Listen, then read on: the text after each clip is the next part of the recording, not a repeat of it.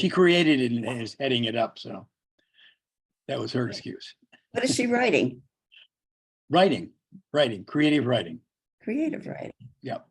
Okay. And they go out in the wilderness and just hang out there and see if they Nice. get inspired, I guess. I Mhm. didn't go in that deep with her, but Okay.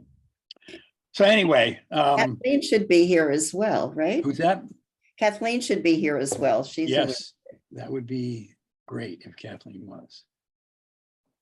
I mean, she knows about it and I think she was going to be here. Mhm. Hey, Kevin, what does AI companion mean? That's just a note-taking app add-on to Zoom that does transcription better than Zoom does. It's hard to hear you.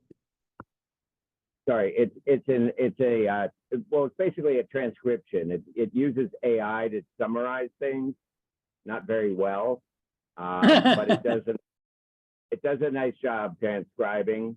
So it gives me notes to refer to when I'm doing the minutes. Okay, gotcha. So anyway, Linda's new here and Mary suggested maybe we ought to go around and introduce ourselves. So she knows who the players are here. Thank you. So I'm Skip Arthur. I've been with the CAC for a while. Background in environmental, activism, Solarized Socrates, recycling Socrates recycling with Mike. So Soapers Creek Conservancy. it's Soapers Creek Conservancy, yeah. So that's where I'm coming from. I'm Carol, and I work over at Ulster County Community Action as the Director of Weather. So I'm very involved with the energy efficiency stuff at that end. And Oh, okay. it's pretty much where my focus is. And similarly to Skip and Mike, I think I started with recycling way back 20 Way years back. ago. The way A back. long time ago when we were talking about cardboard. And Mhm. and now, Solarize, and I didn't do ESOPUS, but I do use it, ESOPUS Creek Conservancy. Right. But anyway, Yeah, so do you know about the Soapers Creek Conservancy, Linda? Yeah, I live right near the preserve. Okay, great. So, I moved here and didn't even know it existed when I moved, but Right. since then, familiarized. I'm on Cherry Lane. it was saved, yeah, it was saved from development. It's 160 acres and there's great hiking trails. And Oh, we I do didn't a- realize it was that large. I thought it was much Oh, smaller. yeah, but it's that's huge. good. It's That's pretty good. big. And we do a cooperative thing with Boys and Girls Club. So there's nature education program. And Steve Chorvis does a great job in stewardship and keeping the thing, the trails. My open. my son-in-law and grandson just hiked there yesterday and today, early in the morning when it was still cooler. Yep. That was smart. Mm-hmm. Hi, Linda. I'm Mike Harkavy. Welcome. Okay. Thank you. I've been on the CAC, gosh, I don't know how long. It's been well over 10 years with a break in between. I'm also on the Bristol Beach group, which is trying to, well, we are working on a new town park over by Malden, right on the water. Right. 200 acres. So I'm Nice. involved with that. And yeah, going way back, I was the starter of the Citizens for Recycling. And there was a lot of resistance back then. And we've come a long way with that. And was involved very heavily. So I have a lot of interest in the Winston Farm. Was involved with the Winston Farm Alliance that attempted to and did save it. And Good. also a group called No Casino, which maybe about 15, 20 years ago, they tried to cite a casino on Yeah. the property, and we fought that. So Good. that's been my activism. Got it. And let's see, where did I start? I started with the Soapers Creek Conservancy back in 1999 when it was going up for sale. So I worked on that, getting that established. I've been on the CAC for maybe, I don't know, 10 years as well, I think. Yeah, probably close to 10 years. And then of course, Solar Rise Saugerties. And Carol, I don't know if you know this story, but I had heard about Solar Rise Saugerties and I thought, oh, this should be interesting. And I saw something in the paper that there was a group at town hall doing some energy. And I went over to town hall, and Carol, you were running that. And there were 10 or 11 people there. And I started talking to one gal to get a little bit more information. And that's how I started. So that your group there was my impetus to start Solar Rise Saugerties. So just Oh, my God. that's a backstory. That is a backstory. So, and then of course the task force, I've been on the task force. We were established in 2018 by the town board. So we've been around now for 6 years. So Okay, very glad to have you aboard, Linda. thank you. And I'm glad to be here. Hi, Linda. I guess I'm the only one left. This is Ken No, no. Goldberg in No, we red. got a few more, but okay. Oh, okay. Ken Goldberg in red. I retired in 2009 and needed something to do. So Mhm. I joined the planning board and the library board. And about a year and a half ago, I decided I'd given all the time I felt comfortable with to the planning board, and it was time to try something new. So I resigned from the planning board and applied to be on the CAC and task force. And I've been on ever since and enjoyed it immensely. Good to hear. Well, we got Kathleen, you just came in, so we're kind of giving our backgrounds to Linda, who's new. I see that. I hear that. Am I next? You're next. You're up. I'm not officially a member, but I'm kind of the liaison to the town. I do grant writing for the town Oh, and good. grant administration. And Mhm. so over the past few years, I've worked closely with this committee and been very impressed by all the work they've done. And Nice. increased my knowledge about things to do in the area of climate change and doing good things to keep our earth healthy. So it's really been a pleasure to work with this group. Just Skip, I don't know, Linda, if I mentioned to you how we're organized, that the CAC is the umbrella organization and the task force is the group within the CAC. Did I mention that? to you? Okay, you probably did, but I wasn't quite sure of the relationship. So CAC is the overarching umbrella? Yeah, that's the Conservation Task force. Got Advisory it. Commission. Got it, So okay, when the yep, town was asked to appoint a task force, the town appointed the got Conservation it. Advisory Commission as the task force. And then we on the CAC said, well, let's add, let's bring in some more people to work on the task force. So it's a group of the CAC, if that makes Got sense. it. It does. Thank you. Hi, Linda. Who's saying hi? Elizabeth? Elizabeth, I yes, think. I Okay. joined a bit late, sorry. Yeah, we're just kind of, Elizabeth, we're kind of introducing ourselves to Linda. Oh. And okay. also Tony's here too. And I don't know if Oh, we got yes. introductions last time, but in any case, she's here listening, so. Hello You and want thank a little background on yourself, Elizabeth? Oh, well, I've lived in Saugerties since 1991. We have a small sheep farm.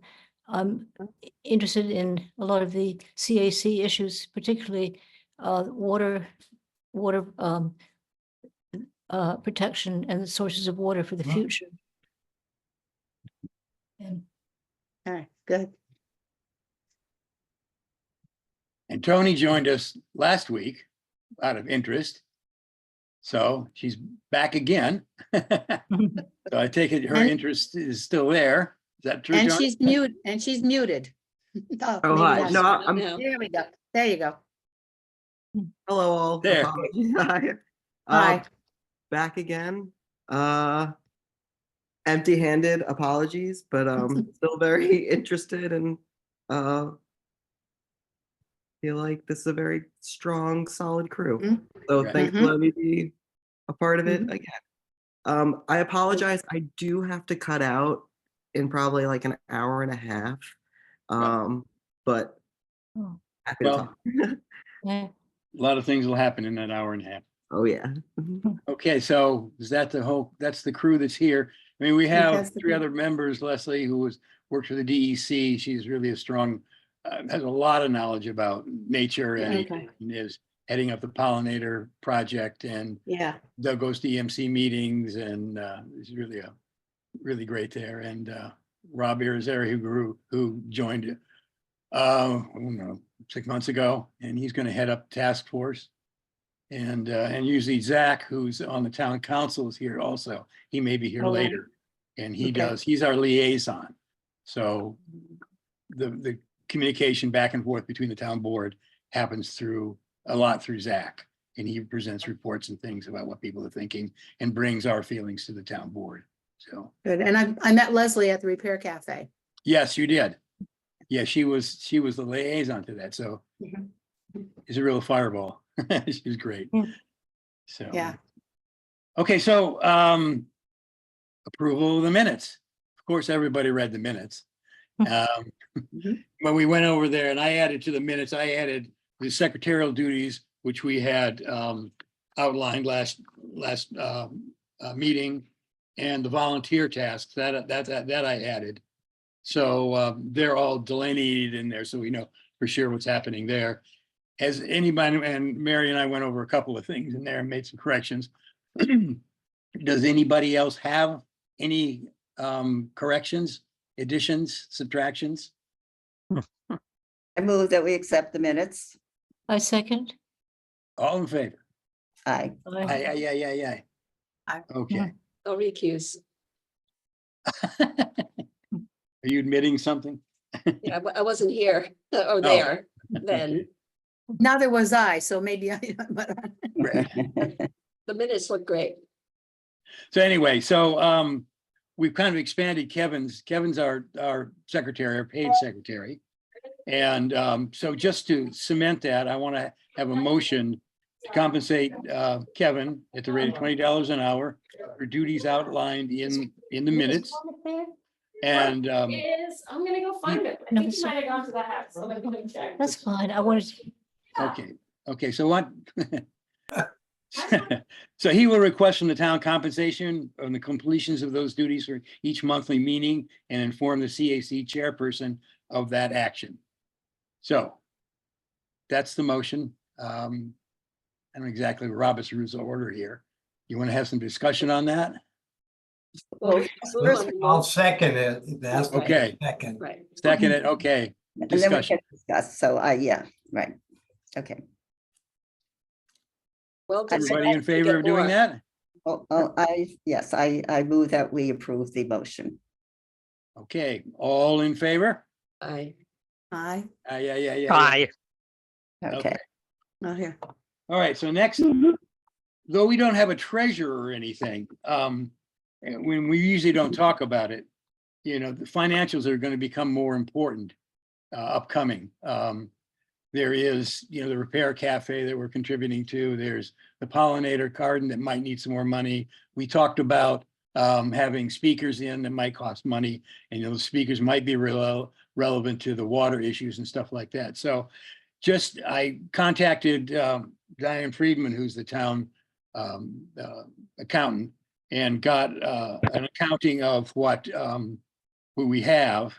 And we started out, and it says here, the original budget was $2,675. We've had expenditures of $1,011.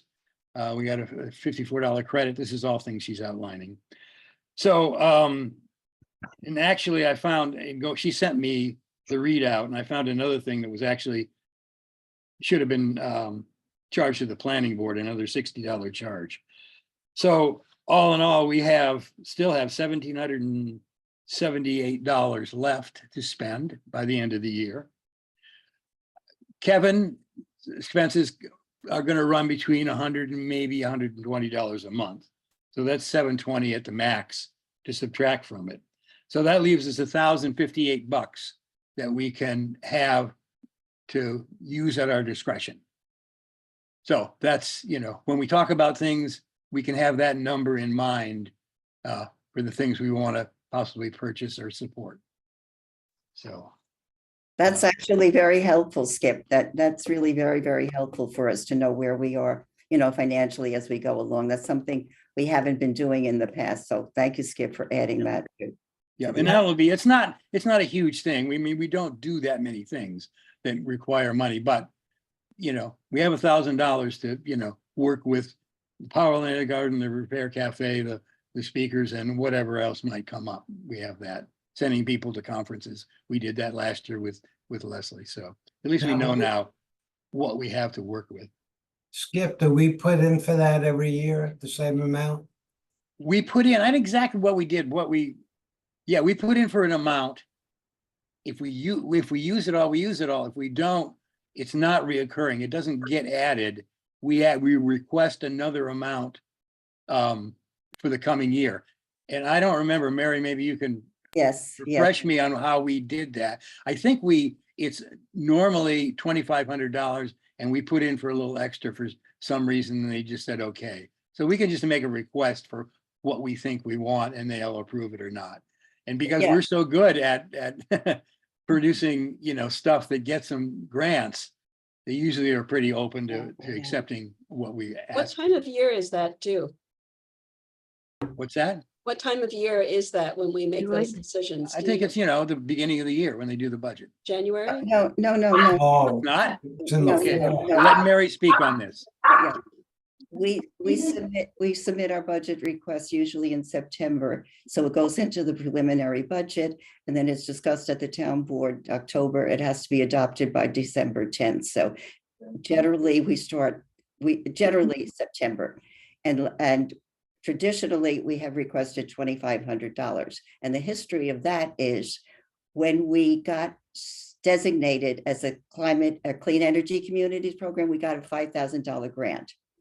And what happened is we negotiated with the town. $2,500 went into the town budget and we got $2,500 into the CAC budget at that time. So every year we've been asking for $2,500 and every year that's what we get in the budget. And pre-pandemic, we would have an event. We've had events at the senior citizen, but with the pandemic and other considerations, we haven't. So and the reason we put in the extra money this year is because remember, we thought we were going to have a speaker come, we are going to do in-person events.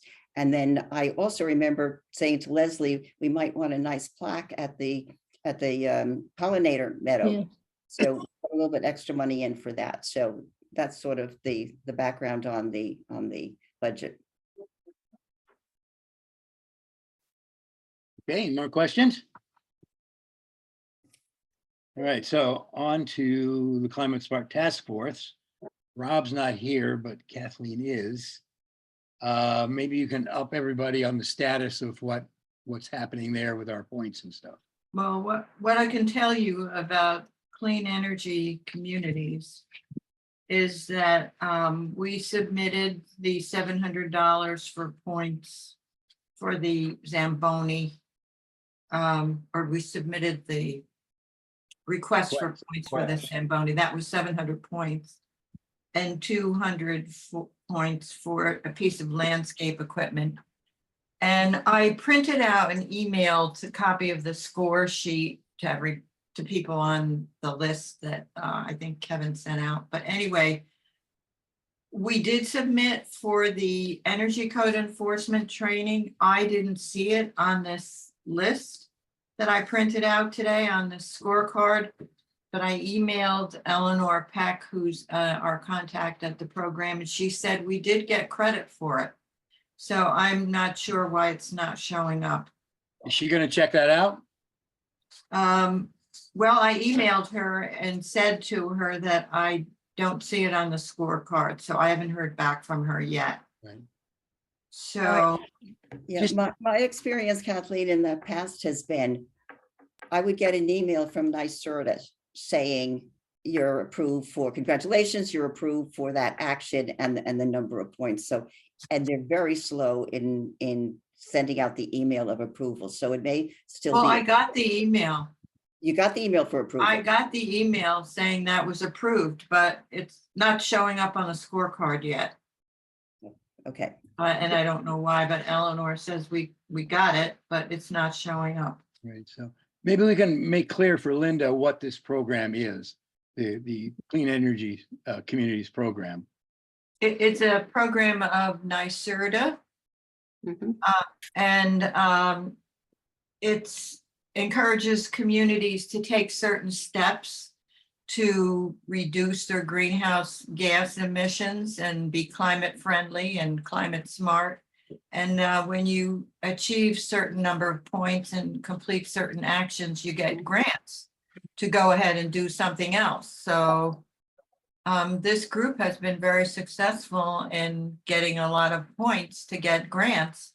And the latest one is the bronze certification. And that gave us a $100,000 grant, which right now I'm waiting for information from Fred about the truck that he's buying. The trucks, they're going to buy 2 trucks, electric trucks. And I guess he's waiting for a quote from Romeo. He hasn't gotten the second quote yet. So now the time clock, I was up talking to Terry today. I said, I really need to talk to Fred. Actually, I didn't wait. I have a meeting with him next week because I don't always see him. I'm in the same building, but I don't always see him. The grant is due July 18th. I don't like to wait till the last minute to get all this stuff together. So I'm kind of pushing. I told him I'll call the dealer myself if he doesn't hear from him and see if they can get that quote together. So And we- I do understand, oh, I'm sorry. I do understand in my conversations with Mary that the Repair Cafe also contributes points Yes, to the. yes. Okay, but I didn't submit that. Wait, just to clarify, Mhm. there's the 2 programs. There's the Clean Energy Program, the CEC, which is what Kathleen is talking about. And then God, there's okay, the SC, Climate Smart Communities Program. Repair Cafe is in that program. yeah, it is. CEC program, but some actions are in the CEC program and in the CSC program. So there's some crossover. So it's very confusing. Got it, that's It okay. is very I'm just peculiar. doing my part. And I Kathleen, looked up- this is Ken. I just downloaded the scorecard, and they do have listed code enforcement officer training 300 points. Oh, maybe they went in and did it after. I don't know, but it's listed.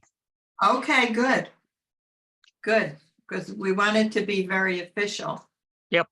So anyway, to move forward in the Clean Energy Communities program,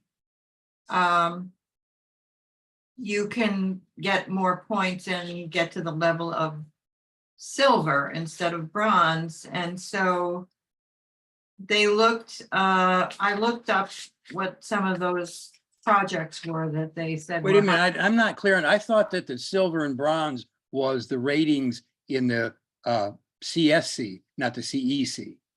No, That is correct. That Right, is so correct. the the points we're going after is, CEC. That's what we're Everything looking, begins with C. It would be so easy if they changed some of the, right. Well, I'm looking at, Wait. Let me just jump in here. Why because- don't we use the? Let me just hand jump in click? here because it's just illustrative of what I was just saying. We get in CSC, we got rated bronze. Okay, perfect. However, That's in- climate smart communities. yes, however, in CEC, because we got bronze in CSC, they gave oh, okay. 800 points in CEC. Are we all? CEC means are our heads clean spinning around energy here? communities. Yeah. Right. Okay, it's very confusing because they have this crosswalk where there's CSC certification actions and CEC high impact actions. So, and one of them, they're going to be phasing out. What was it, the CEC or the CS? CEC means clean energy communities. I know, which one are they phasing out, Mary? CEC is being phased out. Right? They're going to be defunding it. That's why we got to get this stuff done. So that thing we're going for, the 7,000 points, is in the Clean Energy Communities program.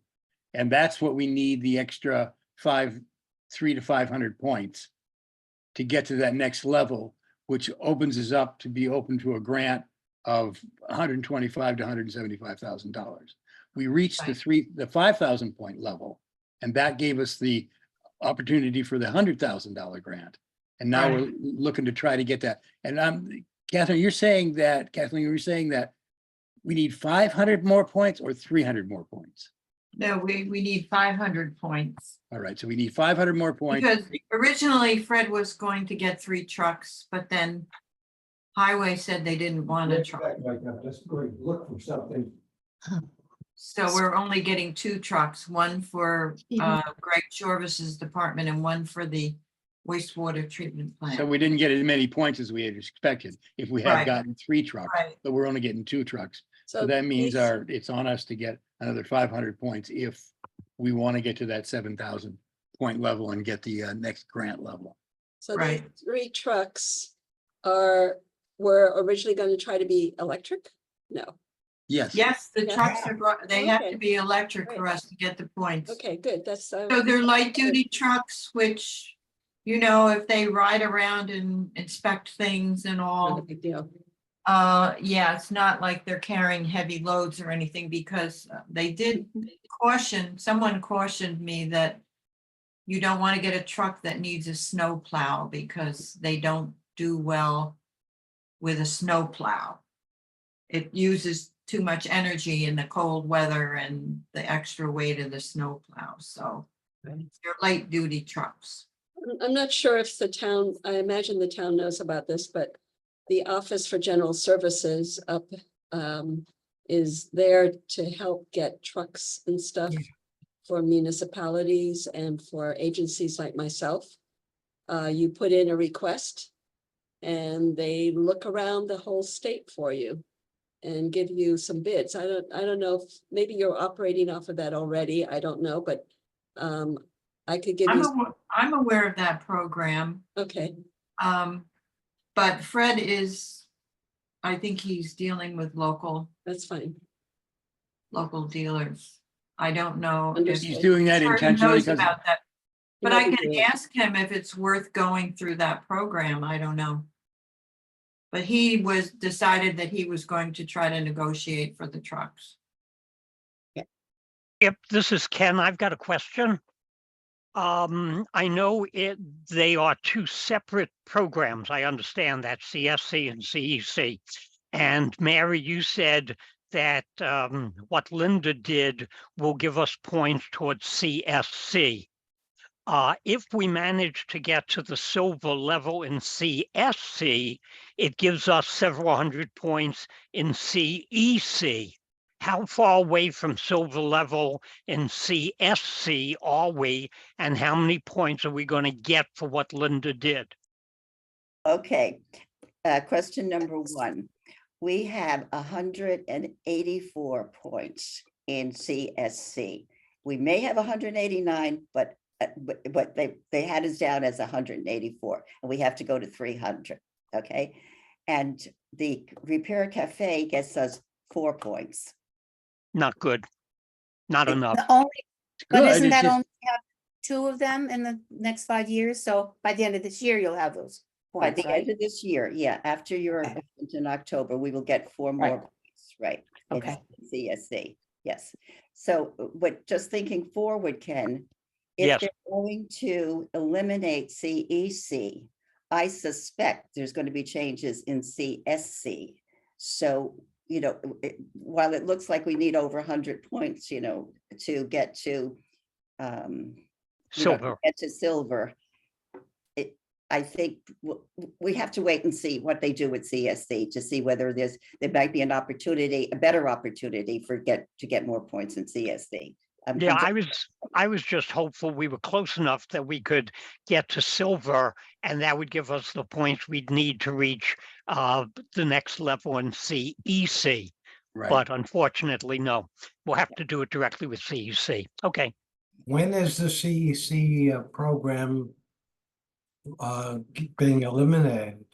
What they said in the email was that the PSC was considering defunding it in 2026 Oh, for the budget year 2026 to 2030. So that's what they're talking about. okay. But we know with CEC that, and we've seen this through our different actions. When the money runs out, the money runs out. So that if we don't get our actions in on time and the money runs out, then obviously we're not going to get funded. So I suspect there's probably funding issues with NYSERDA for it. Oh, for everything. Yeah, Mary, I had a question about PE 10 in the CSC certification report, which is the annual progress report. It says in this that the 2021 annual report was prepared by the Climate Smart Task Force and submitted to the town board on May 4, 2023. So is it true that another report has to be done for 2022 and 2023 then? I don't know the answer to that, Kathleen, because I have to go back and look, because if they approved it, it's approved towards our bronze. However, certain actions that are approved now, some of them are going to expire in August of 2025, and I don't know if that's one or not. So I don't know. I'd have to really go back and look to see whether we have to go back and do that again. Or alternatively, that's approved for the next 5 years. That's the other possibility, because once we were approved, recertification is every 5 years. So we are recertified bronze for the next 5 years.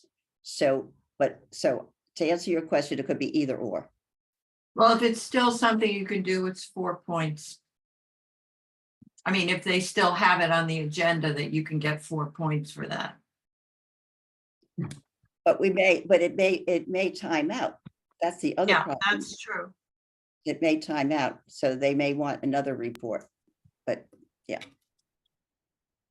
So just for Linda's benefit, this point thing, her cafe, it seems like there's only 4 points, but the scale is way different.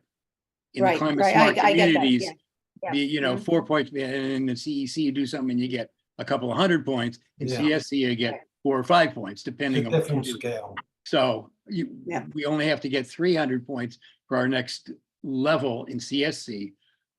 It requires another 120 points, but in CSC, Got we're it. going for this 7,000 points and we need to Yeah. get 500. So it's just a different scale. So don't feel bad that the Oh, no, no. cafe's getting 4 points. It means a lot Mhm. more in the Mhm. CSC than it does in the CEC. That brings up in my mind another question. I believe it's minimum of 2 cafes in 5 years for the 4 points. If you have more than that cafes, do you get additional points, or is there just, that's it for the repair cafes? That's too bad. Yeah. Okay, I don't know. just wanted that as a point of information. So what we want to try to do is identify something that gets us that 500 points. Do you have any possibilities, Kathleen? Or does Rob, well, Rob's not here, but that would be our goal before this money runs out, to find out what we might be able to do to get that other 500 points. 'Cause that's a big grant thing. I Yeah, forget what Mary said. If we get it by October, we get $175,000 possible grant. And then if we get it by the end of the year, it's 125,000. Is that Mhm. correct? Right, correct. So it's the amount of the grants also time contingent also. Mhm. So Right. what I had suggested in the email that I sent out is for all of us to go through that. It's called it's the Clean Energy Communities 3.0. And Linda, I can send it to you as well. thank you. That was my next question. Okay. Okay, send you that. Yeah, and just take a look at that, what we could possibly do to pick up the 500 points. And I think we should, I know Ken wanted to know what we've already done, but that's in the scorecard, but it's not in the detail, but I don't have the details, Ken. I just have the scorecard, and Kathleen just has the scorecard. So just to look in that, I looked at something in there. Okay, I looked at, there's a program in there where we could do another community solar program to get more people subscribed to community solar. That's an action. I don't recall how many points. There's another action. We can do an event to promote electric vehicles. That's a certain number of points in there. I don't remember what it is. And we can do another action, another event rather, to promote heat pumps. So those, if we wanted to look at that to see if any of those three items might bring us to the 500 points, or if one of them, I don't know if somebody can pull up 3.0 at this time. I don't think I have it here. Yeah.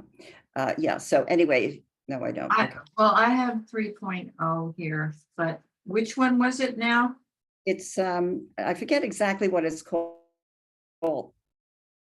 The category, Wait a second. I just got. categories are, let's see. Green financing, transportation and landscaping, electric landscaping equipment, municipal clean fleets, general conditions.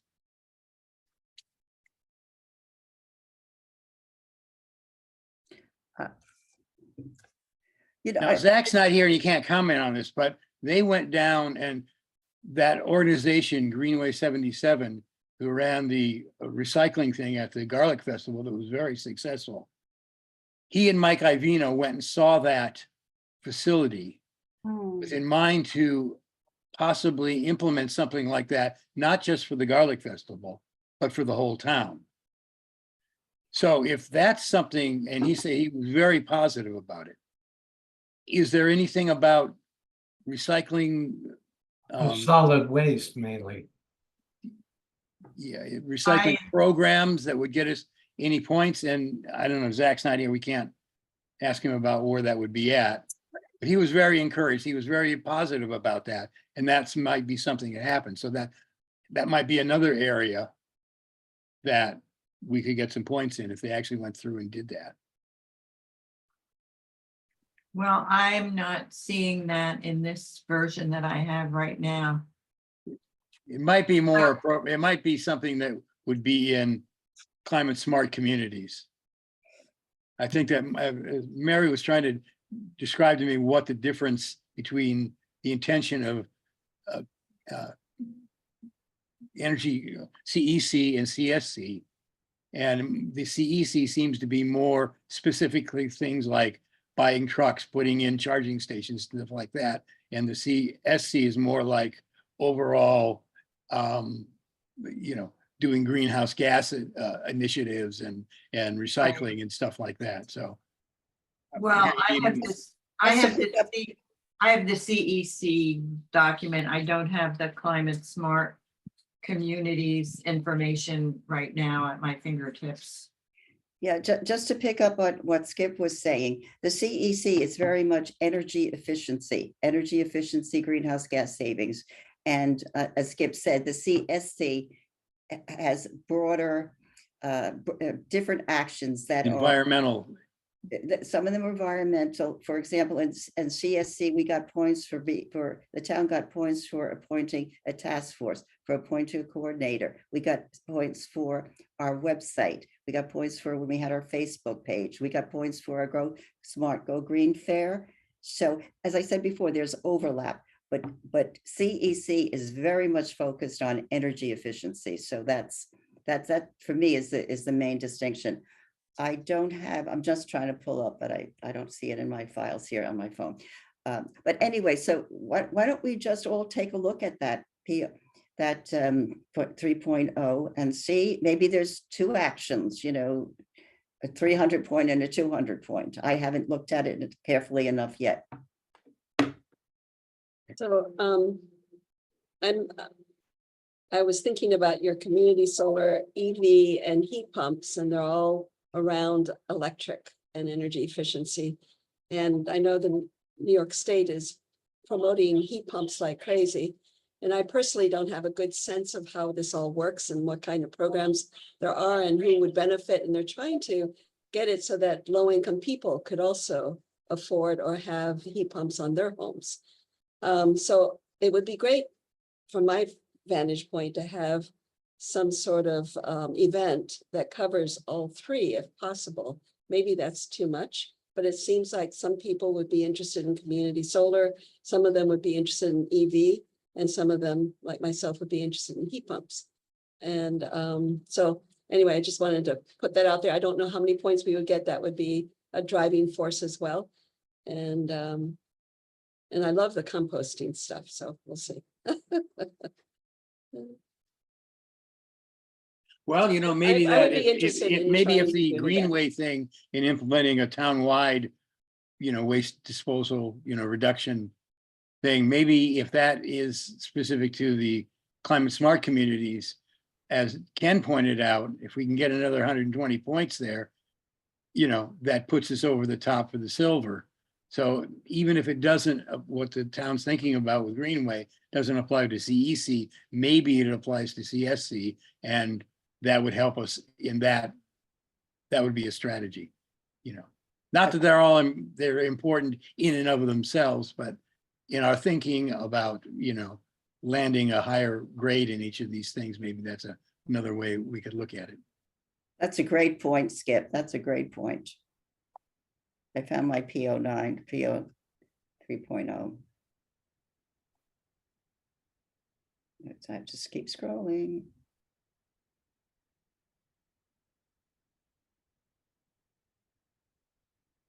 Oh, Elizabeth, if you're trying to say, I think you're muted. I'm not sure how I could unmute. You are now, Am I unmuted now? yes. Oh, okay. Well, just that I was very encouraged the last 2 years volunteering for the Garlic Festival, how people really did seem to, you know, walking by, appreciate the importance of disposing well and using recyclable cartons. So I don't know if we have a formal tie with the with that program, but it something like that would be helpful. Well, what has happened is both Zach and Mike went down and saw Greenway's facilities and operations and were very impressed Okay. and thought that it might be appropriate for the whole town. Does Tony and Linda know about what happened at the Garlic Festival with that waste reduction program? As a participant of the Garlic Festival? No, just that it happened, that 2 years ago, they hired this company called Greenway to do major recycling and recovery of stuff at the Garlic Festival because it was such a big event. And they were very successful, anywhere from 77 to 82% of the waste that was created there. They required the vendors to use recyclable plastics. Now this is recyclable in the sense that they're compostable, but only in a commercial sense that Greenway has set up. And they were very successful in reducing. They took away all the trash cans, and there was just 9 stations that you came and divided, you know, things into compostable, recyclable, and trash. And they were able to separate out anywhere from 70 to 82% of that waste stream to either compost or recycle. So that's very, I mean, there's 33,000 people that come to that thing. Yes. Yeah. And what was so exciting about it was Greg Chorvis, who's the head of the Parks and Rec, was kind of, they're not going to do this. And he was blown away at how little they had to clean up with afterward. So not only from a recycling recovery aspect, but also a cleanliness aspect, it was super successful. So then Zach and Mike Ivino went down to see the operation with in mind to possibly expand it to the whole town, which would be a fantastic thing if they could do. So that's in process. I don't know where it's at. Zach's not here to ask about it, but you know, that would be fantastic for the town if they could do something like that. I And think it that's, also think- would get us points. So Skip, They could at least do it for major events. yes, right. You know, That's just why I start out want with it. I understand it saves thousands of dollars. yes, in waste disposal. right. Now- Greg was like blown away at how clean the place was. And Yeah, how and not many just, less, not just, less, yeah, man hours they had to do to clean up, Mhm. but, it's all getting recycled too, so. Okay. Skip, was that ever brought to one of these programs? Yes, yes, Point? we applied for points for that. Yes, And we what did. happened? We got a notice must revise. And what they wanted us to do is to show that the town was involved in the process. Because the way the program was set up, Kiwanis came in to set it up, and then the composting company came in to do the, They hired the composting company. so Skip worked on this one for the revision. So Skip came up with some very good language to show what involvement the town had. So I resubmitted it. So we're waiting to see whether Okay. resubmittal was approved or not. All right. Getting back before I forget, getting back to Carol, community campaign for clean heating and cooling points from 500 to 1,800. Whoa. So the minimum would be 500. I'm not going to go into the details about it because it's very hard to read on my phone, but it'd be between 500 and 1,800 if we did something like that. So if everybody wants to take a look at that, it's on page 28 of the CEC PON. It's on page 28. Page 20 of which one? CEC PON 3.0. PON? PON. P is in Peter, O is in Owen, N is in Nancy. PON. Okay. And community solar. And what was that specific So to? that the was for heat 28? pumps? Well, just look for heat pumps. Page 28 of the document is. That's heat pumps? Yes. Okay. And a campaign for community solar, which we already did, but we have to get more folks signed up, is between 200 and 1,000 points. And the third one, EV. EV.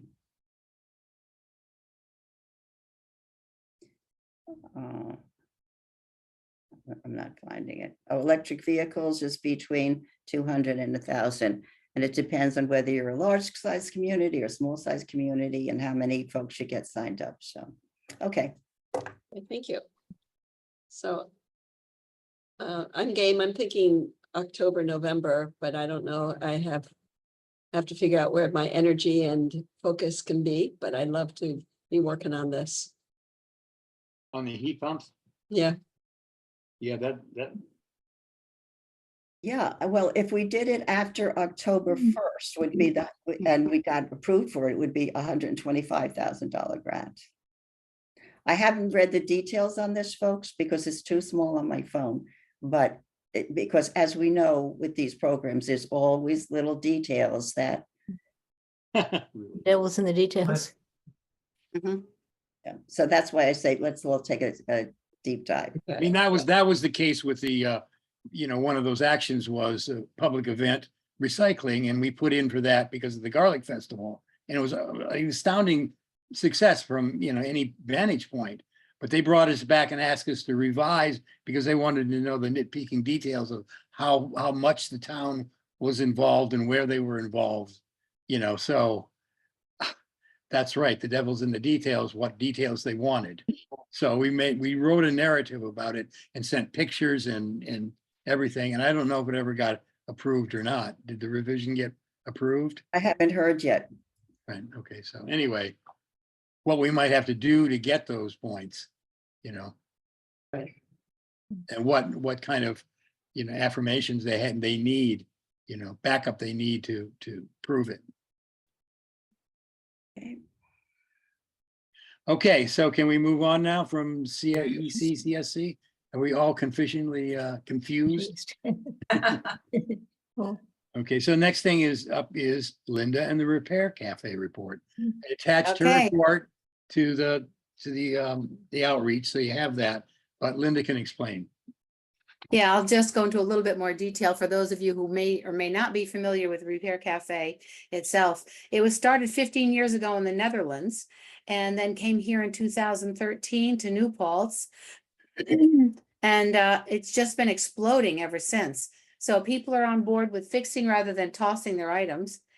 We have a number of repair coaches, or let's see, repair coaches in the Hudson Valley, and there are 60 cafes from New York City up to the Adirondacks. And so it's getting even busier and busier. That's why with our cafe starting it, I really want to develop more fixers who are locally based. I want this to be a sustainable Saugerties project. So we don't have to rely on fixers from other who do the other cafes as well. Never going to happen that we have everybody, I don't think, but we can work on making it more from here. So for example, we have an electrical mechanical guy who does pretty much on weekends, does repair cafes. And we fortunately were able to get him for the one in June, and he will come back in October. But at some point he may book for another cafe and we won't get him. So we kind of have to, make sure we can get what we need. I don't need to go into the environmental impacts of this. I think you all get it, that it Right. helps save waste. It doesn't put things in landfills. And it also engages people in community. You cannot imagine, I was really surprised too, at what a fun day it was and how much fun everyone had at the cafe. So it really does develop community as well. It reduces the waste, saves them money. That's a big deal, because they pay for parts. If like a lamp needs fixing, that's why we want to develop a lamp parts kit. If a lamp needs fixing and they need a part, they pay for the part. The fixing part is free. So that's the kind of thing. So as you're aware, we had 62 people show up. We fixed 45 items. Another 15 or 25 or whatever were given advice.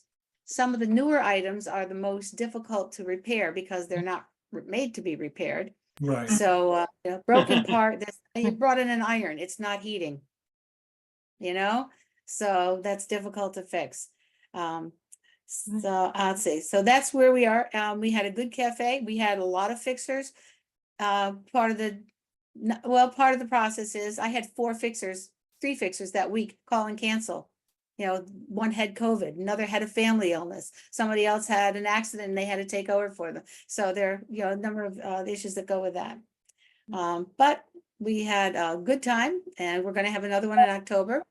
And we are going to need more fixers. So that's what one of the things I'm going to be looking for is more fixers, as well as volunteers to help us. We were very fortunate to get several people from the Blue Cats who came and in a matter of minutes, reconfigured the senior center into the table and chair arrangements that we needed for the cafe. And at the end of the day, showed up again to do it again. And actually, we had a couple who showed up that day to have things fixed. And they said, okay, well, we'll volunteer. So now they're going to be coming back in October as well. And she may also be a fixer. So, it just keeps building on itself. It keeps growing. You mentioned before you had money. I'm not going to take it all. I don't think you want to designate it all for Repair Cafe, but in your thoughts, keep thinking the fact we need to feed our fixers. These people are volunteers. They come and spend 4 hours of their time here, maybe an hour getting here and an hour getting home. So we want to feed them during the day. We were very fortunate to have Archtop Fiber, who was at the Chamber of Commerce meeting when I first presented this, and he just came up to me and said, "I'll pay." So we got a nice $220 donation from them for food, which we have a bit left over of that we can use next time. We do want to set up a lamp parts kit that costs about $350, but once it's established, it's self-fulfilling. In other words, once we buy all those parts, when someone uses a part, they pay us for the part, and then we replenish the kit. So you only buy the lamp parts kit once. I was wondering about how that worked, because it seemed like a lot of money for one day for lamp parts. Yeah. But the like I said, the lamp parts kit just stays there. It refurbishes itself. But I also don't know that we need the whole kit and caboodle. So I'm going to be sitting down hopefully this summer with one of the lamp parts kit holders, looking at all the items in it and seeing what we can get for a basic kit. Yeah, We that also would be good. Yeah.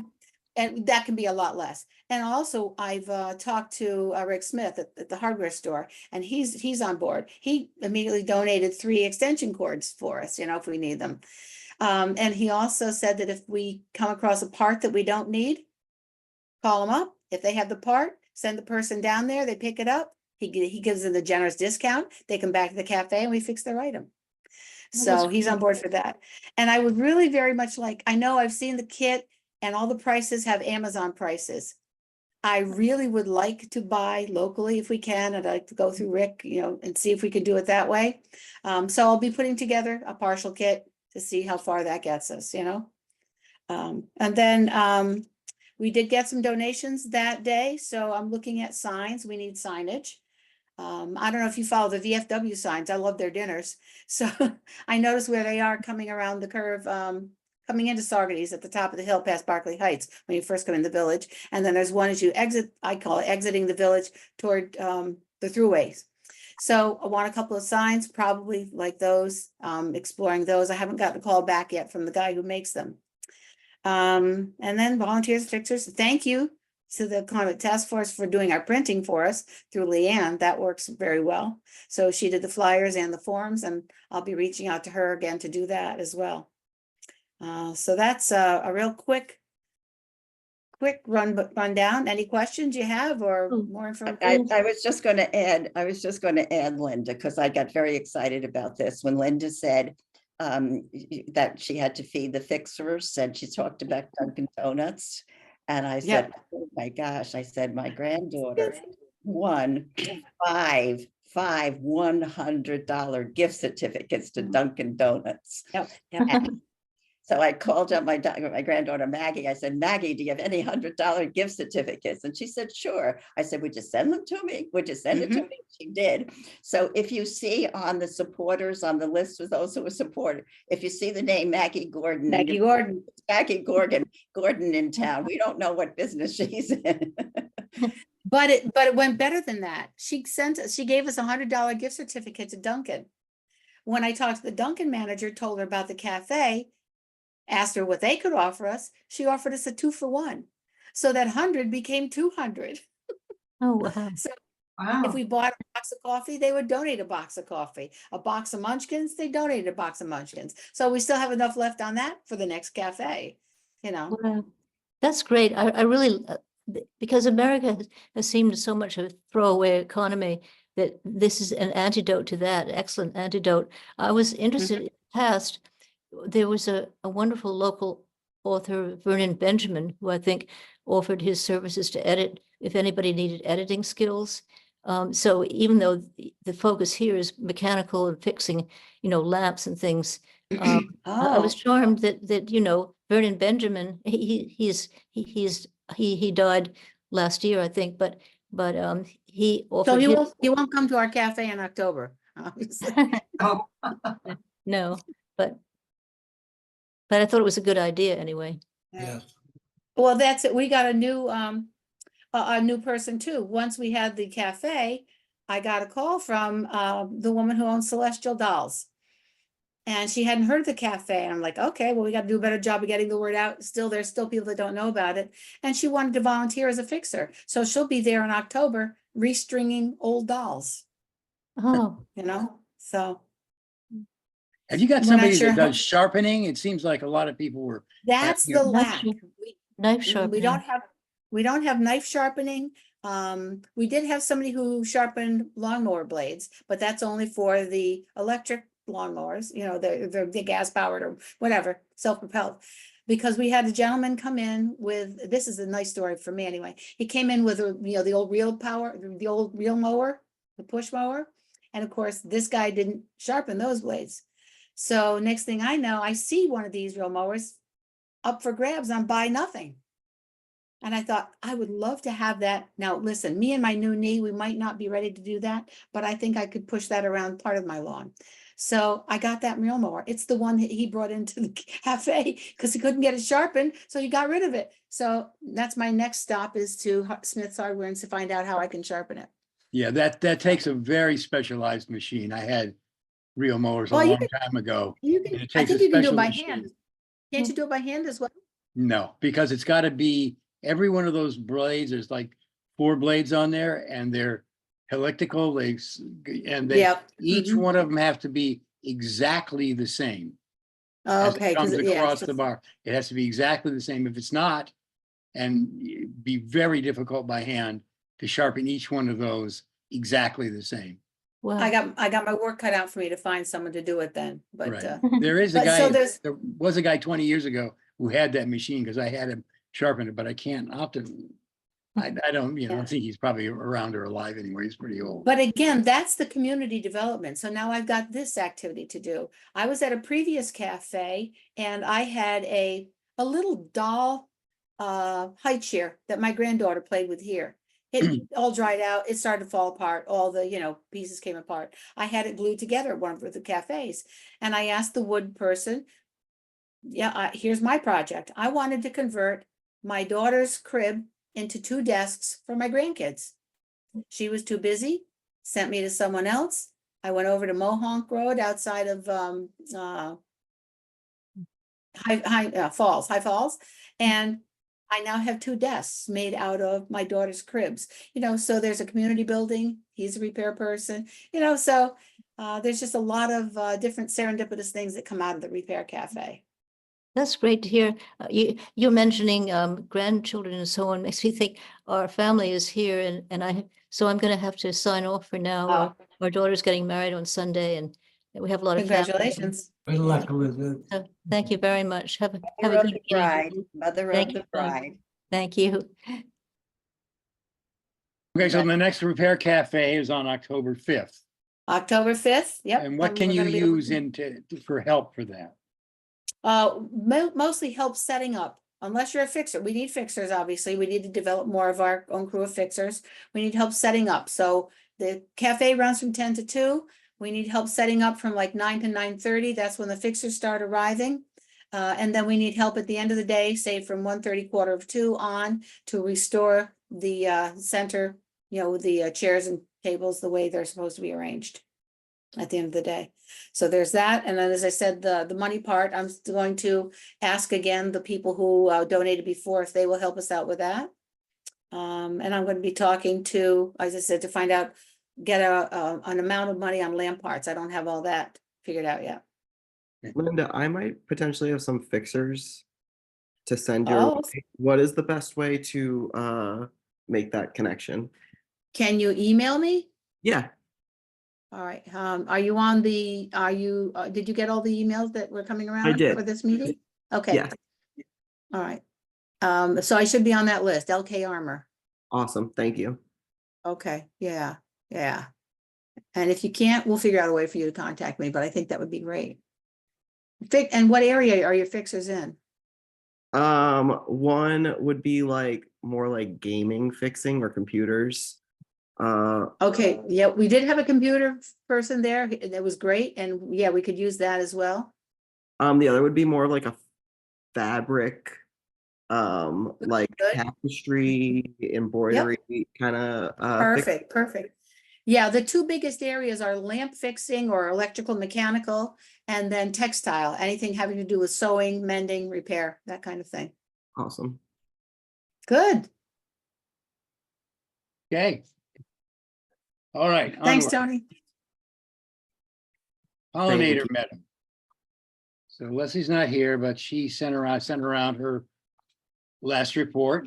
So last year we started it, they pulled up the sod. We had the Boys and Girls Club out, we put seed in, and things came up pretty good this year. And this year we started putting in border specimens. That is, we went to Catskill Native Nursery and got some, grown out specimens of the seed that we put in the, in the meadow. And 2 sides of the short and a long side of the border, we planted all those in one day. I was amazed at how that went in. We went out there and got, 100 plants and brought them in. We had put down fabric and covered it with wood chips and things. And we laid them all out, made some markers to indicate where things should go. And I said, okay, we should do a test plot. And I dug into that ground and was like, oh my God, this is tough stuff. But we had a lot of volunteers come, and we had 3 people from the town that helped us out who were really helpful. Greg was really positive about this whole thing. So we got those border specimen plants. We had 2 days mapped out. we did it in less than one of the days. So that was amazing. And they all look like they're doing pretty well. Yeah. Leslie's going there and watering them, and the town is putting one person out there to water them. They look like they're doing pretty good. So that's all underway. So Board of Specimen Plants, additional plants added, 518. There was 13 volunteered, 3 paid staff, and all the plants are doing well. Unfortunately, what happened, they had to put a drainage pipe 3/4 of the way down, and the fill they brought in to do that had Japanese knotweed in it, which is a horrible invasive.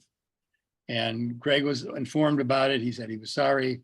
We've been pulling that out. Anybody wants to go over there and pull some of it out, it's going to take a year or two to get it all out, because any part of the root that's left, you don't pull out, it grows more Japanese knotweed. So we're dealing with that, but it's kind of under control.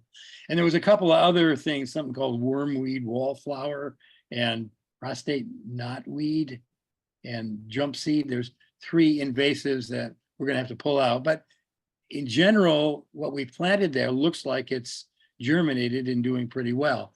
And what the management is, other than getting rid of those invasives, is every once in a while cutting it down to about a foot. And Leslie suggested that we do that with a weed whacker rather than one of their machines to keep the faster growing specimens that we don't want in there down. So let me see, management. We've been digging Japanese knotweed since mid-April, pulling wallflower, string trimming, but limited to what we can do in that large space. Another way of dealing with some of that stuff is smothering. We can cover the affected area, about 25% of the menu to smother plants for 9 months, July through November. Then we can seed in fall again using new mixes. That's where we might need some extra funding, because the seeds, I don't know, it's $100 a pound or something. It's amazingly expensive. So anyway, there's the Hudson Valley Seed Company and Ernst Conservation Seeds that have developed those kind of pollinator seeds that we can use. There's other ways of smothering out the knotweed and other stuff. The other issue is interpretive signs. In other words, signage to explain what's going on there and to show examples. Leslie's done an initial graphics thing with some pictures and some texts. We originally talked about a larger kiosk kind of thing with a couple of 4x4s and plywood in the middle and a little roof. It's pretty big. We could also probably get by with doing maybe a smaller 2x3 foot sign, maybe at knee level, at an angle. So anyway, all that's under discussion. We also need, I'm reading from Leslie's thing, we also need a sign asking people to leave the plants unless they are working with us. Importantly, not to introduce anything else to the meadow. It's conceivable well-meaning folks will come and scatter their own favorite pollinator seeds while we're trying to maintain the native species. So that's part of the signage too, to pay people say, enjoy what you got here. Here's what happens, but please don't help us out without us knowing. So she also suggests a web preference. She wants to include a QR code on interpretive signs to learn more and to volunteer, and a link to other credible sites to inform people about pollinator species. Without having to start a special pollinator website. And maybe we can put information on CFC website. I have talked to Mary about that, about information about the pollinator rather than starting our own. But if we do that, we got to decide about that final side before we make that final sign. So we coordinate those two efforts. So signage is important to let people know about it and to inform them what's happening there. What else has she got there? Fence, we talked about that. It's right next to a batting practice cage. And while we were there was a lot of errant balls flying around. So she thought that we might be able to put up a section, maybe 45, 50 feet around that area as a protective fence against errant balls and people chasing them. Leslie and I are working out a design for it. It shouldn't be too expensive. That's on the docket we're thinking about. Another area is meadow maintenance. In addition to digging Japanese knotweed and pulling the worm seed water, the first 3 years, the meadow development calls for string trimming or mowing plants to 12 inches. This is established practice for developing the meadows to cut back on undesirable fast-growing plants and let intended plants grow. I've string trimmed twice, watered several times. Recon Buildings has left a very good hose and a spigot near where we can do that. So it is being maintained. That's just informative of what's being done. Project tracking. I am tracking the expenses and work. Let me know if you do any volunteer work so she can write it down in the grant thing. She has to do a grant reporting, and volunteer hours are important to track in. Funding, the grant was for $3,450 from the Partners for Climate Action. That's the funding source. She gave me some accounting expenditures, but I checked again with Diane Friedman, and there's a special thing with the town. The expenses go through the town. So she's got a separate spreadsheet with those expenses. So that's not going to get confused with CAC's accounting. So that's all good. See, we need to be, so there's just some other details about the thing. We spent $239 more for the border plants than the grant budget, but it was due to the specimen border being 150 feet rather than 100 feet. But there's also $1,200 in labor. There's a line there for that. She doesn't think we'll use all that, and maybe we can use that for more seeding money, although maybe CEC will be asked to contribute some for more seeds. So that accounting is going to happen in early December. That's when Greg sends his billing for the help that the people from Recon Buildings for helping us out. So we'll know about that, and we'll be able to consolidate all of that in early December. And that's when the seeding would happen anyway. So a decision on what or more money we'd need would happen then. So in terms of everything looks like it's going well. We had good volunteer turnout. Everything looks like it's going well, and we just have to work on the signage and the fencing. So that's the report. Does Thank you so anybody much. have any questions? Skip, I would really push to get that contaminated area covered Yep, okay. and smothered, because Leslie's running down there to pull knotweed and trying to get people to pull it, and it's going to be a never-ending make work.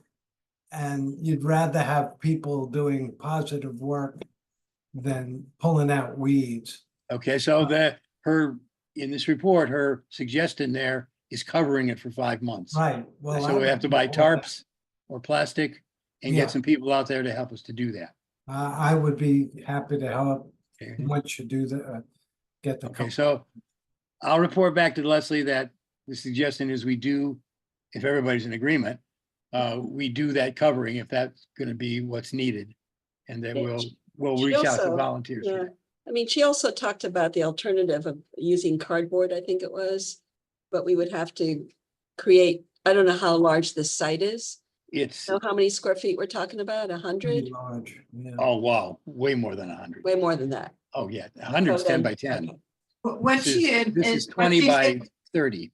She suggested covering 25% of the meadow to smother, not all of it at once. Right. And that's 6,000 square feet. Oh. So that's 1,500 square feet, Okay, 1,500 square I feet. get it. So that's significant. I don't know. I will have to talk about that. I think that's for, I could That just hear area that Cindy Saporito saying, what? But the plastic people, anyway. Yeah, I just well, looked it that's- up on my phone, and it says smothering's most effective in early summer. So now would be the time to do it if you want to get Yep. rid of the Yep. Japanese Yep. knotweed. Yeah, when Leslie gets back, we'll talk about it and say that that's one of the suggestions that we'd like to go with and see, she's the head honcho in this, and see where and what, if the 25% figure is really true or just, a thrown out figure, and where that would be. We can actually do some measurements And then also working with the graphics. I think Mary saw the graphics and had some feedback on that. Mary's, has done this before and had some good suggestions, I think. Agreed. How do you feel about that, Mary? How do you feel about the graphics and what can be done there? Me? Yeah, Unfortunately, I don't have a good design program. I worked off what Leslie did in Word. So my suggestion was that just add some more color to what she had put out there to make it a little bit more visually attractive. But that may not be her, may not be her vision of what this sign should look like. I also felt that it was a little, it looked crowded, it looked cluttered. So my suggestion was to take out a few of the images, but that may not work for Leslie. She may think these images are really important. So I was looking at it from a visual point of view, and she may be looking at it from a more quote substantive point of view. So it's really, really up to Leslie what she wants to do with well, it. she was asking for feedback, so I mean, we should give her feedback. Yeah, She was- well, I mean, yeah. we might want to, because neither you or her, she also said that I don't have a graphics program. Find somebody who has a graphics program and has a little bit of experience, and if we have to throw $100 at it to get it right, it's really important that I visuals favor be that. good on that. We're outreaching with this, and that the quality of the images and the quality of that presentation really reflects on what, on what the 100%. pollinator garden is. Yep, 100%. I agree with that 100%. That's going to be up there hopefully for a long time. It's a reflection on the CSC. It's a reflection on the town. I think it should be professionally done. So I do that, too. yeah, I do okay. too. I- Are we willing to put some money into it? Well, we gotta get a quote. Well, Well, I mean, are we just, we'll have to get a quote, but are we willing to put money toward this Absolutely. if we need to? I can't take it out of the Absolutely.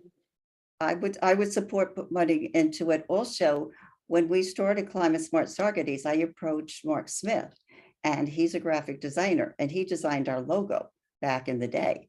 So perhaps he might either be willing to do it gratis, or he may be willing to do it for a fee, or he may know another graphic artist who might be available to work on it. So those would be my suggestions. Okay. Do you want to approach him on that? Well, wait, Okay. no, maybe I shouldn't be the one. I think it should be Leslie. I mean, I'll do it. I'll do it, but I think it's Leslie's project, and she might have, she probably has a vision of how she wants the Yeah. sign to look. Yeah. So she should be the one who should be working or talking to a graphic designer. Okay. All right. There's also Anna Landaway, who's done stuff for ECC, who's very good. She Oh, designed. right, Anna is good too. What's Yeah. that? Yeah, she's good. Anna So- Landway. And it won't be free, but she's No, really no. sensitive to, nonprofits and community work like this. So I think it needs that. I think it needs that eye, because all the images are there, but the proportion is difficult, is the way I see it. So, But Skip, the question for me was, I did it on landscape 8x11. If this sign is going to be larger for that particular item on the kiosk, then it becomes a different way to go about it. You may Yes. have more what I call air among the Yeah. the Yeah. graphics and the text. So I think and the proportion doesn't have to be limited. That's what I mean. Since neither of you have the programs that give you that variance, we can make the sign any size we want. So you just have to have a program that'll let you work with that proportion. yeah, Canva is a really good program, a really good. And design, also, but it's the fact that she wants to have a QR code, you could limit the amount of text. You Yeah. don't want people to be reading a book, Yes, just the basics, and then yes. move them on to the internet. Okay. All right. What I was going to bring up was, I guess you could call it pointless. in that I don't think we'll get any points for this idea, but she mentions 2 or 3 years we'll finally have a pollinator garden. Meadow. Meadow, thank you, meadow. 6,000 square feet isn't a garden. No, meadow, you're absolutely right. And I've always had this image of having sculptures of pollinators. And then I was thinking about the fact that we have this wonderful presentation on our streets right now of vans representing Woodstock. And wouldn't it be great to do something about pollinators in 2 or 3 years, just to celebrate our pollinator meadow? And get the artists involved in creating these things that could be out there. Some could land there, some could land somewhere else, but anyway, that was the thought. Great idea. Great idea. I love it. I love it. And Yeah. I had another seed to add to that, if I may use that pun. And this is not something that will bear fruit right now, but when I was an elementary teacher and I worked with a local beekeeper, because I also got into beekeeping eventually. And we developed a program where the 3rd graders went to the beekeeper's home and for, like an afternoon, and got to explore her hives. She had 6 stations. They pulled a hive, out and, one of the boxes out, and the kids got to explore them, collect honey, propolis, pollen, and, so on. And then the other half of the kids went on a nature walk, which would be great in your pollinator meadow. So just something to think of perhaps for the future that this might grow into. Great idea. And we got a grant from the local education group to buy the suits for the kids. So the kids all had jackets and the veils and the gloves. Oh, wow. Yeah. That was fun. I'd like to have been in your 3rd grade class. I taught 4th and then 5th grade. So my kids didn't get it, but they got it before they came to me. Oh, okay. Okay, so I'll reach out to Leslie and tell her that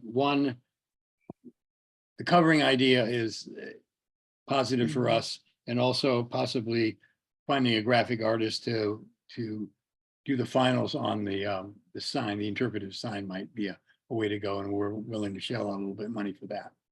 Is that okay with everybody? In fact, I think that lines up with what we said last December in terms of budget. I remember saying that we probably wanted to do a nice, plaque or something. So that's why we put the extra money in there. So there's a rationale right there. Okay. Mary has it rationalized. All right. Okay, so Ice Arena Energy Savings Celebration, which I've heard her talk of, but Mary seems to know something about. Okay, well, this, the group that we talked about earlier, Partners for Climate Action, Hudson Valley, that made the donation for the pollinator garden, has also made a $4,000 donation to the town for the chiller. So I got a call from this. Wow. I got a call from this 4,000, right? I got a call from this gal, Vanessa Bertozzi, and she has this idea that, and she asked me if we would be willing to do this. So I said, she has this idea that we should be publicizing how important the new chiller is, how energy efficient it is, the Zamboni that is electric, and really publicize this opportunity that's available. So I said I would not be available to work on it at this time, but I would bring it up to the task force if somebody wanted to get in touch with her and work out some sort of a publicity event. She's talking about an event at the Ice Arena to publicize this. So I'm putting it out there to all of you. If anybody wants to work on this, just let me know. I'll send you her information. In the course. Mary, excuse me, but Greg has already come up with a plan and I was he's, just- Yeah, I he was just going to submitted mention it. that. I was just going to mention that. She said to me that Greg Torvis had this idea, which I thought was terrific. It's probably what you're going to talk about, that to use the money to hire somebody to do an assessment of how much green gas emissions we are eliminating, what the cost savings are going to be, and have some real data regarding this this project, which I thought was a great idea. Is that what you were coming to, Kathleen? Yeah, that's what he wanted to do, and that's what he submitted. I think the only question was he wanted to have the time period end in August 2025 because he wanted 2 6-month assessments. 1 year, and the PCA has the grant expiring, the project expiring earlier. So we requested that they extend the grant period to August so that he can have the full 12 months period of it operating and have the 6-month and 12-month assessment. And as far as I know, they haven't gotten back to us yet about whether they will extend that deadline. But he also, Rob Kleeman, was contemplating inviting a group of other ice rink managers to, they have like an association and they meet periodically. And he was suggesting that they have a meeting at our facility so that the other managers could learn about the new Zamboni and the new ice rink. Right? I think both those are a great way to spend that grant money rather than just having a celebration. That would be really effective way of spreading the word and analyzing what the savings were, which I think is very important as opposed to And just. he also mentioned putting up signage at the ice rink about the, That was what I was gonna yeah. bring up. So that it seems like they're up for doing that. Yeah. Yes, they are.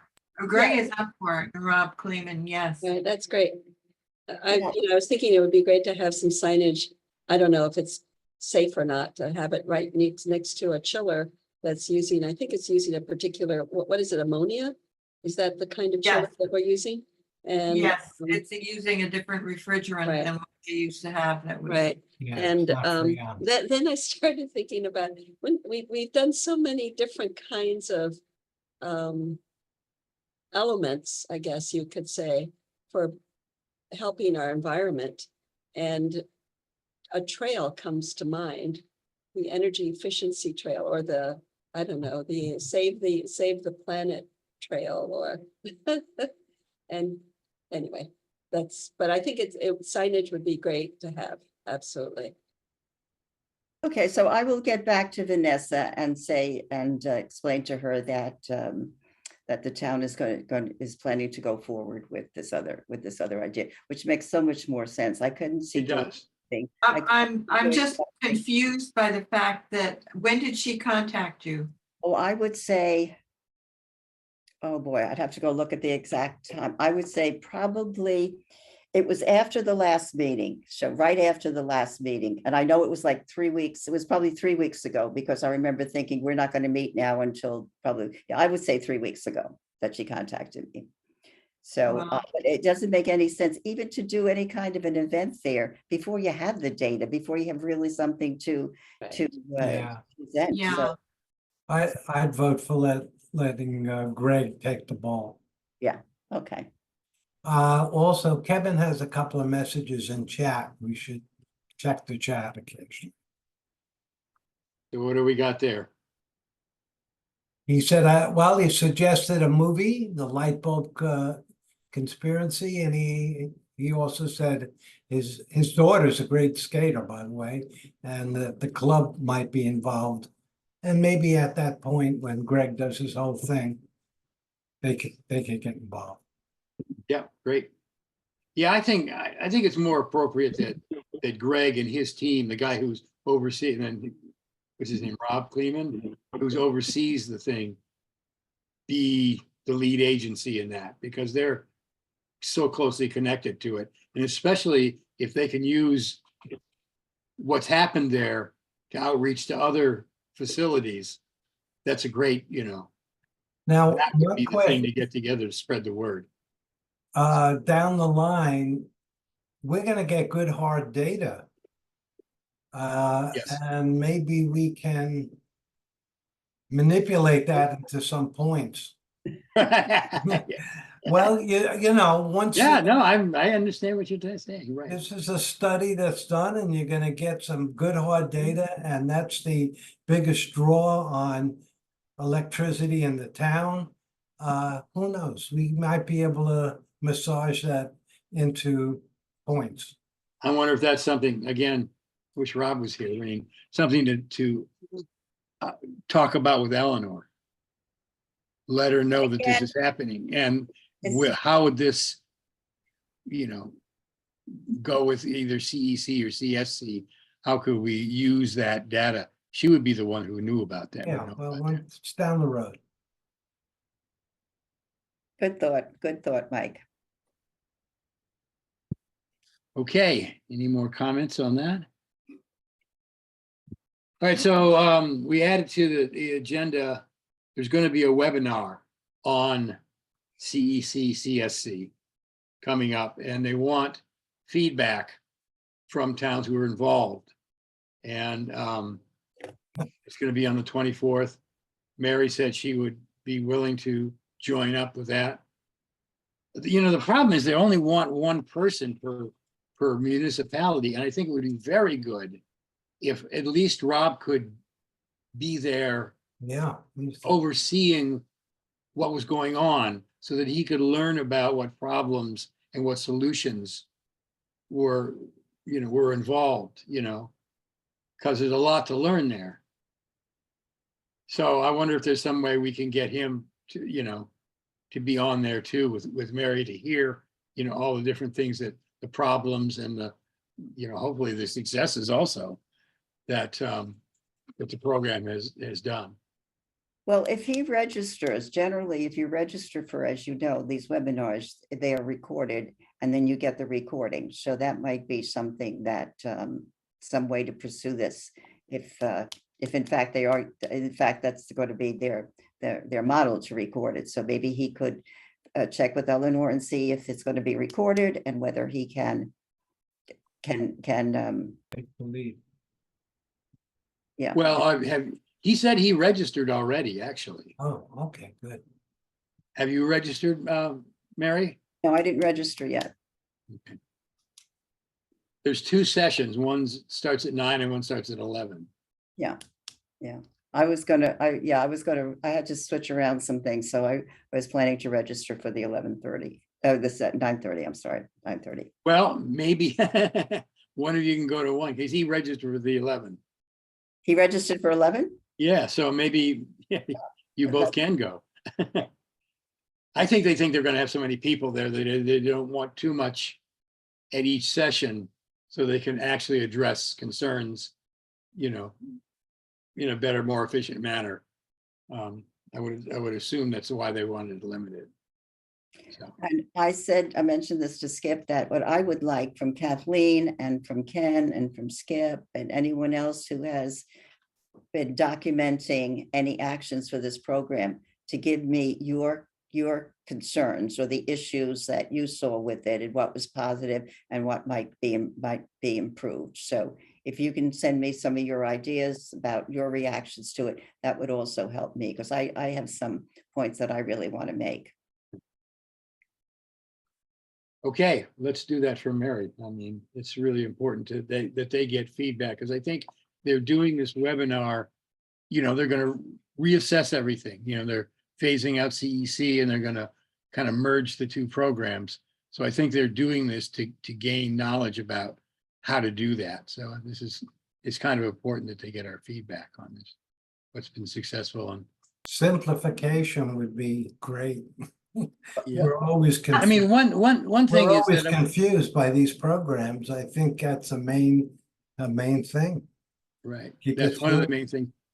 One of the things is, I was thinking about when Mary asked about that, I said, okay, what were my problems? And a lot of the problem was not so much the information they asked for, but being able to get that information from the town. So like when I go to Greg or when I go to Diane Friedman or something, well, we're too busy to do this. Tell me about it. I tried to get a fleet inventory done and I was told we don't have time to do this. Well, that's what I'm saying. that in a lot of cases, it's not so much the CEC program. You know, I understand why they want verification. You know, if you buy trucks, or how big your fleet is, or what your greenhouse gas, you know, production is, and how it's improved. All those things are important because that's why they're doing the program. Some communities have people that are in the town on the committees that are doing this, and you know, Diane Friedman or Greg Jarvis, you know, he's dealing directly with these people. So I think a lot of it has to do with one's access to the information and one's cooperation from the town to be able to get that information. That's an issue to take up with the town then. Well, that, I've talked Part to of- Fred several times about that. I said, I'm frustrated because I don't want to wait till the last minute to put a grant in. It's never good to be fussing around on the last day and under pressure. You don't do your best work that way. And what I've found is more successful is when I can methodically go through things and give a good, clear answer to a question, but I need the information up front. I just got a text from Fred saying he finally got a quote from Romeo for the truck. And he's probably going to go with that company, but I texted him back. I need paperwork. I need to see what you're getting, what model.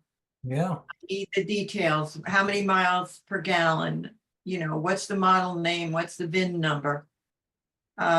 It's a matter of chasing information. Yeah. And it gets frustrating. Yeah, following up with what Skip was talking about, we know that NYSERDA funds the coordinator to the municipalities. Eleanor, I'm sorry, Eleanor Peck. She's the coordinator, right? To work with the towns. Why not have NYSERDA fund a person who pursues the documentation for the town? The town does not have the resources. Let them come up with some funding to pay someone to get the documentation that's needed. That might be a way to go. It may be unrealistic in terms of funding, but I think that might be a way to go. What do you think?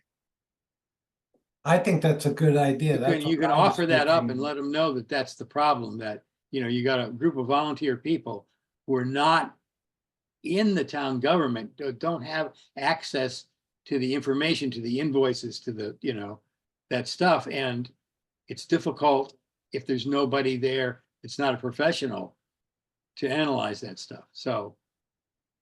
Yeah. That's also, and from the other point, and it's a touchy situation, you got departments, heads of departments, and they got their job to do, and this kind of almost becomes extraneous to how they see their job. So I think if there was some kind of a administrator that was taking that up, that would be really helpful. That might be though, you mean to fund somebody as a town official, as it were, to be able to, like a town coordinator of information that could go and talk to each of the, rather than me calling up Greg or Diane or something. There's somebody in the town who did that as a job. There was a grant to do that. A part of our job. That could be one way to do it, but the other way to do it is to use the Eleanor Peck model. She's funded to help us navigate through the CEC and the CSC. So they could fund someone, and it could be from Hudson Valley, that group, fund someone, a staff person who would be assigned to the towns, maybe have certain number of towns that they would be assigned to get the information. So it'd be you're saying it's not the town employee, but their employee. Right. I think that might be a better model for them, because when I think of government and how government works and staff and civil service, and this is your job description, and I know how that whole system works. So I think doing it the other way, as I said, the Eleanor Peck model, somebody that from that baby organization. Yeah. But it still requires somebody to bother Greg Shorvis Right. make him have to do something. No, Yeah. well, Right. not so much, because that person then, okay, I need the data. I need how much green gas emissions is from these buildings. Greg says, here's the paperwork, go figure it out. You know, here's Yeah, the but data. getting the paperwork is the issue. Getting, like, for example, the thing about the lighting, he says, right now you don't need it, but you're gonna need invoices. So that's something that they've got to have heads up on, the town, to save those by, or that they're gonna need to mark them to get them, because otherwise somebody's gonna, you know, somebody they fund is not gonna be able to go into our records and find that. You know, that's the job of the accountant or the, I think Greg is meticulous about keeping records. It's the staff time involved in going and digging it out. Right. And out for that's what I'm someone, saying. and I know they're all busy. I know that. I've had to say to them once, my job is to pester you to get the information I need to write a grant. So I know I'm a pain in the neck, but that's my job and that's what I have to do. I don't know. I think sometimes they don't understand the problems of a small community. Larger communities, they might have more people on board that can do. yes, this. I mean, Kingston has a Kingston ton of definitely grants, has that. and they've got a lot of staff, and they've got tons of grants. Have you ever seen their website where they show what grants they have? It's wonderful. And guess what? They all have to be administered. But if you have a larger organization with people designated to do certain parts of this work, it's good. A small organization, you don't have that employee manpower to do all that. so that's what they should be made aware of, that situation. Okay, all right. And from the positive side, I'm really going to emphasize the importance of having a coordinator from CEC to work with the towns. That has been extremely helpful. Eleanor's been great. Eleanor has been great. And I think that's very positive. The other part that I think has been very positive is CEC. Their grants are 100% funded. There's no match. There's no 50% match as there is with Right. CSC. Right.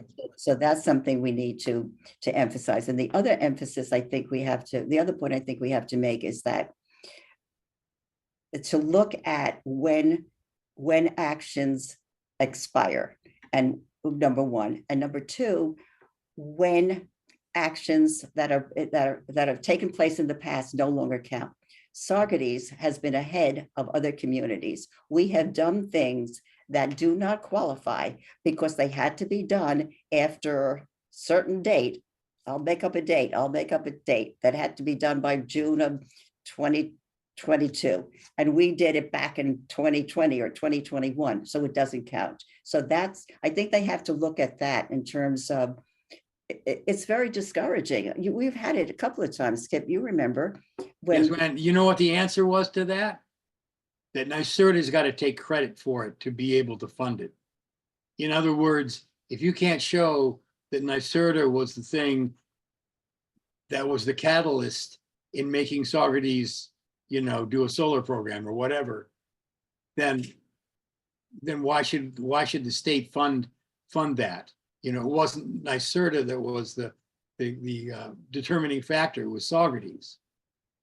So what it is, it's a kind of a state program centric, getting credit for something so they can rationalize giving them grants for doing that.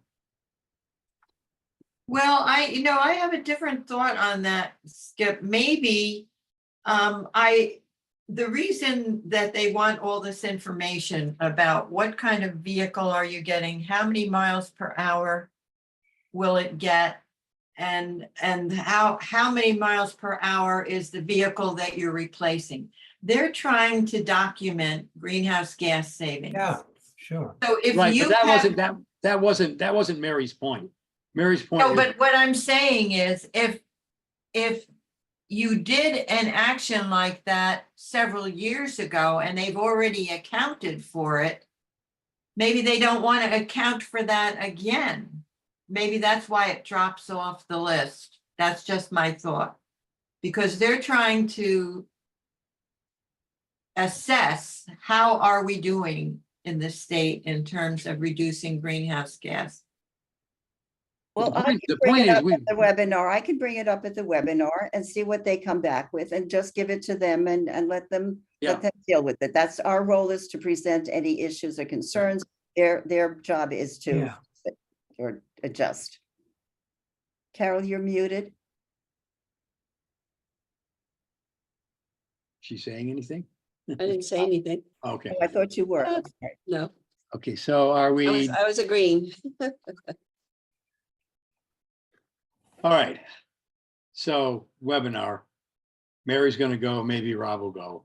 We should get it home. He's not on yet, is he? No. Okay, so anyway, we should get a hold of Rob and, coordinate that, his participation in that. All right, any other announcements for Climate Smart Task Force? Okay, so we're gonna move on to the town board. Zach's not with us yet. He sent everybody around a kind of a synopsis, a little bit of a synopsis. What happened is the State Department of Health and DEC came and made a presentation to the town board about drinking water source protection. There was a representative from the Department of Health and a representative from the DEC there. The idea is to protect, what in whatever way necessary, your drinking water source. And that includes providing technical assistance, determining what contaminants may or may not be around, doing some mapping to see what the area is like, to, assess that. I've got some scribbled notes here. They put it into three categories. First, there was assessment, looking at the water quality, looking at what contaminants might exist, looking at a mapping of your source. And then a strategy section, the second part would be starting a protection protocol of some sort, and a management and a timetable to do these things. And then the third element would actually do the stuff, actually do the protection, and that would be figuring out the process and funding. They were offering funding to do this. They were offering a technical person to be assigned to each municipality. And that technical person is kind of surprised. It was not part of the DEC or the Department of Health, but a contractor that they would hire to shepherd the community through looking at protections for your drinking water protection, for the source protection. They suggested partnerships, both local and, people like us getting together with the town and having partnerships to look at the situation.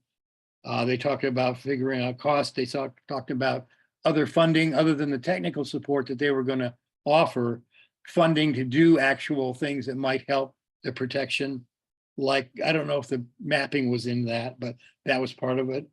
They suggested several towns had looked at their local laws to see if there was gaps in the zoning or any of the kinds of issues like that to protect the thing. So you look at your local laws. Outreach, information to the public, websites to inform the public about how they could be instrumental in protecting the water source. Looking at things like septic systems in a critical environment area. Looking at your talk about overlay districts. Doing updates, and then also grant writing for these projects, and CSC would be one of the sources for those grants. So that's kind of a bunch of, let me see if I have more elements. Includes scoping document, there's let me see, assessment months. They said the whole process would take about 18 months to go through. It should be redone every 5 years. There should be partnerships with local organizations. So what Zach did is he put out this. After speaking with Fred with more depth about this, there seems to be consensus regarding the interest in pursuing this further. And as I believe it would be beneficial in many ways. First, certainly we need to encourage the village to get involved. That was one of the big points. Because the one caveat about this is about existing sources of drinking water. This is not about, unfortunately, potential sources like the Winston Farm Beaver Kill Aquifer or the Mount Marion Aquifer or the, although that's in question because that's owned by a water company. But in any case, or the piece that was mentioned that was just outside the Esopus Creek Conservancy that had a water source under it. It doesn't cover any of those, unfortunately, because this program would be a great way to make some assessments of especially the Winston Farm thing. Unfortunately, I asked him twice about this because I was kind of incredulous. Well, you know, we've got one source right now and you're only going to look at that. You're not going to look at these potential sources that we need. They say, no, this program is not designed to do that. So it's only, so the village has to be involved in this as a municipality. So Zach's letter says, and we need to encourage the village to get involved and complete, what you have to do to get involved in it is complete an interest survey, which they'll provide and put it into the DEC, and then they'll assess what your situation is and come back to you and suggest a way of going forward. So if we enter that agreement, we expect the following: approximately 18 months to complete an accurate assessment. We're encouraged to conduct reassessments every 5 years or as needed based on development and natural disasters. Formalize a partnership that allows for grant funding through Climate Smart or WQIP, which I don't know what it is. Well, water quality improvement. Okay, so that answers that question. Designated advisors, they designated an advisor for Saugerties. And you deal with the same through this whole process, you deal with the same advisor, grant writing assistance, and stakeholder meetings. And again, Zach notes that it's important to note that right now the program will not, either on its own or with assistance from the town, explore potential or future drinking water sources. So the point is, we don't have infrastructure. The town does not have infrastructure. Only the village does. Well, the village has a At sort this of, point. we do have, yeah, they look at the infrastructure for sure, but they look at the source and that surrounding areas and do mapping and comment on the safety factors Right. there. So we do have, we have water districts and we have infrastructure within those water districts. No, so that's basically the reservoir. Right, exactly. Yeah, so exactly. that they would come in and be able, so it's really at this point a village. Mostly a village thing, I would say. And I read a thing in the paper about the village being surprised that the town didn't come to them with this. Well, I don't know. They're Well, gonna. Fred said he wants to talk to Bill Murphy about this. He thinks we should partner with the village. And he said he would approach Bill Murphy. That's what he told me after the Great. board. Right. Good.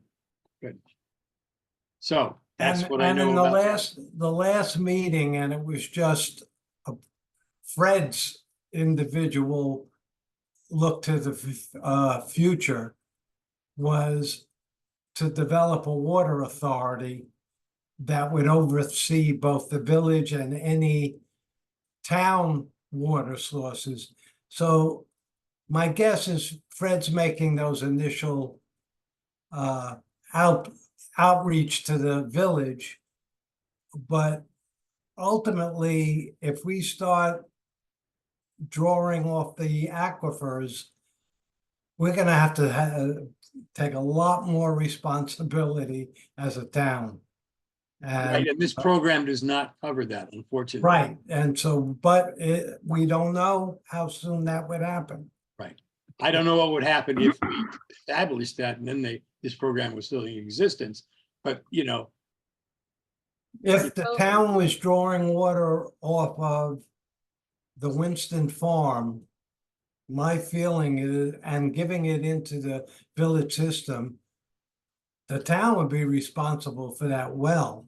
Yeah, And then maybe we could get that protection.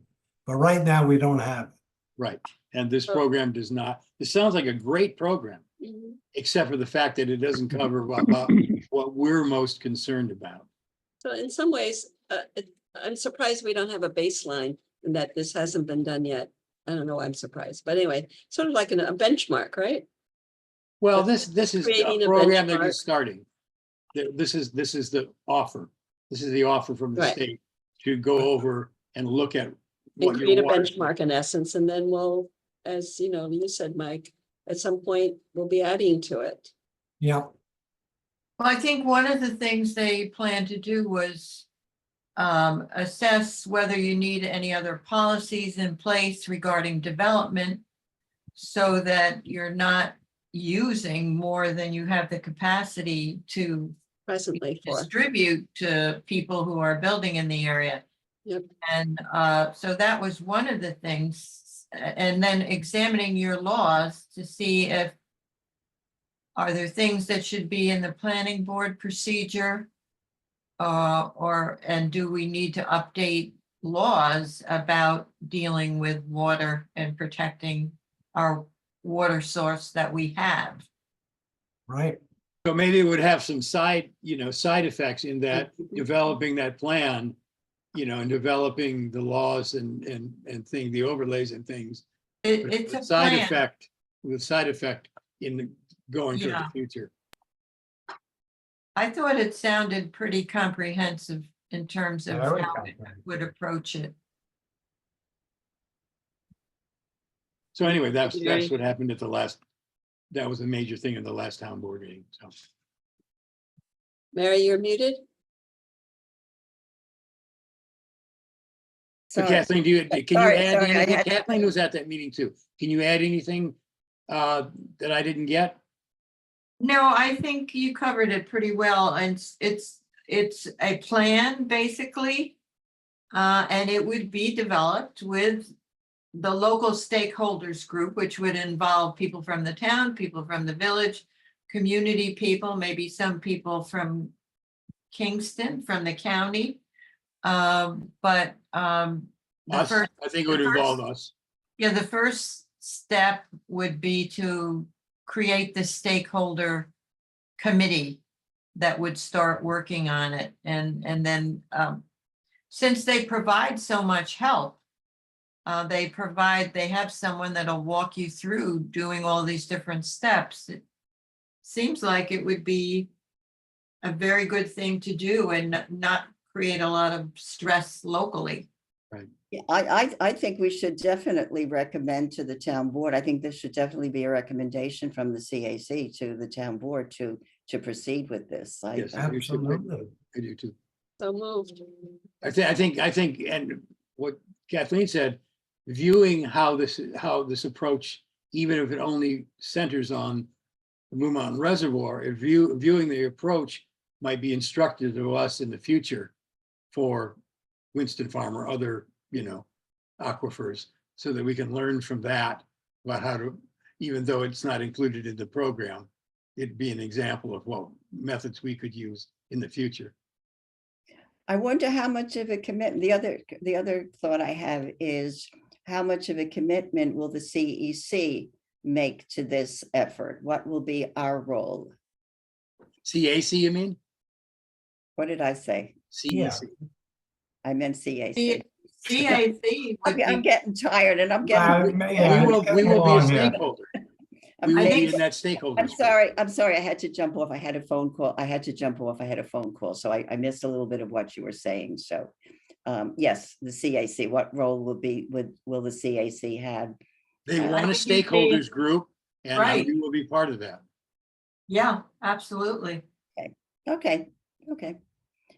So, and will there be a representative from the CAC?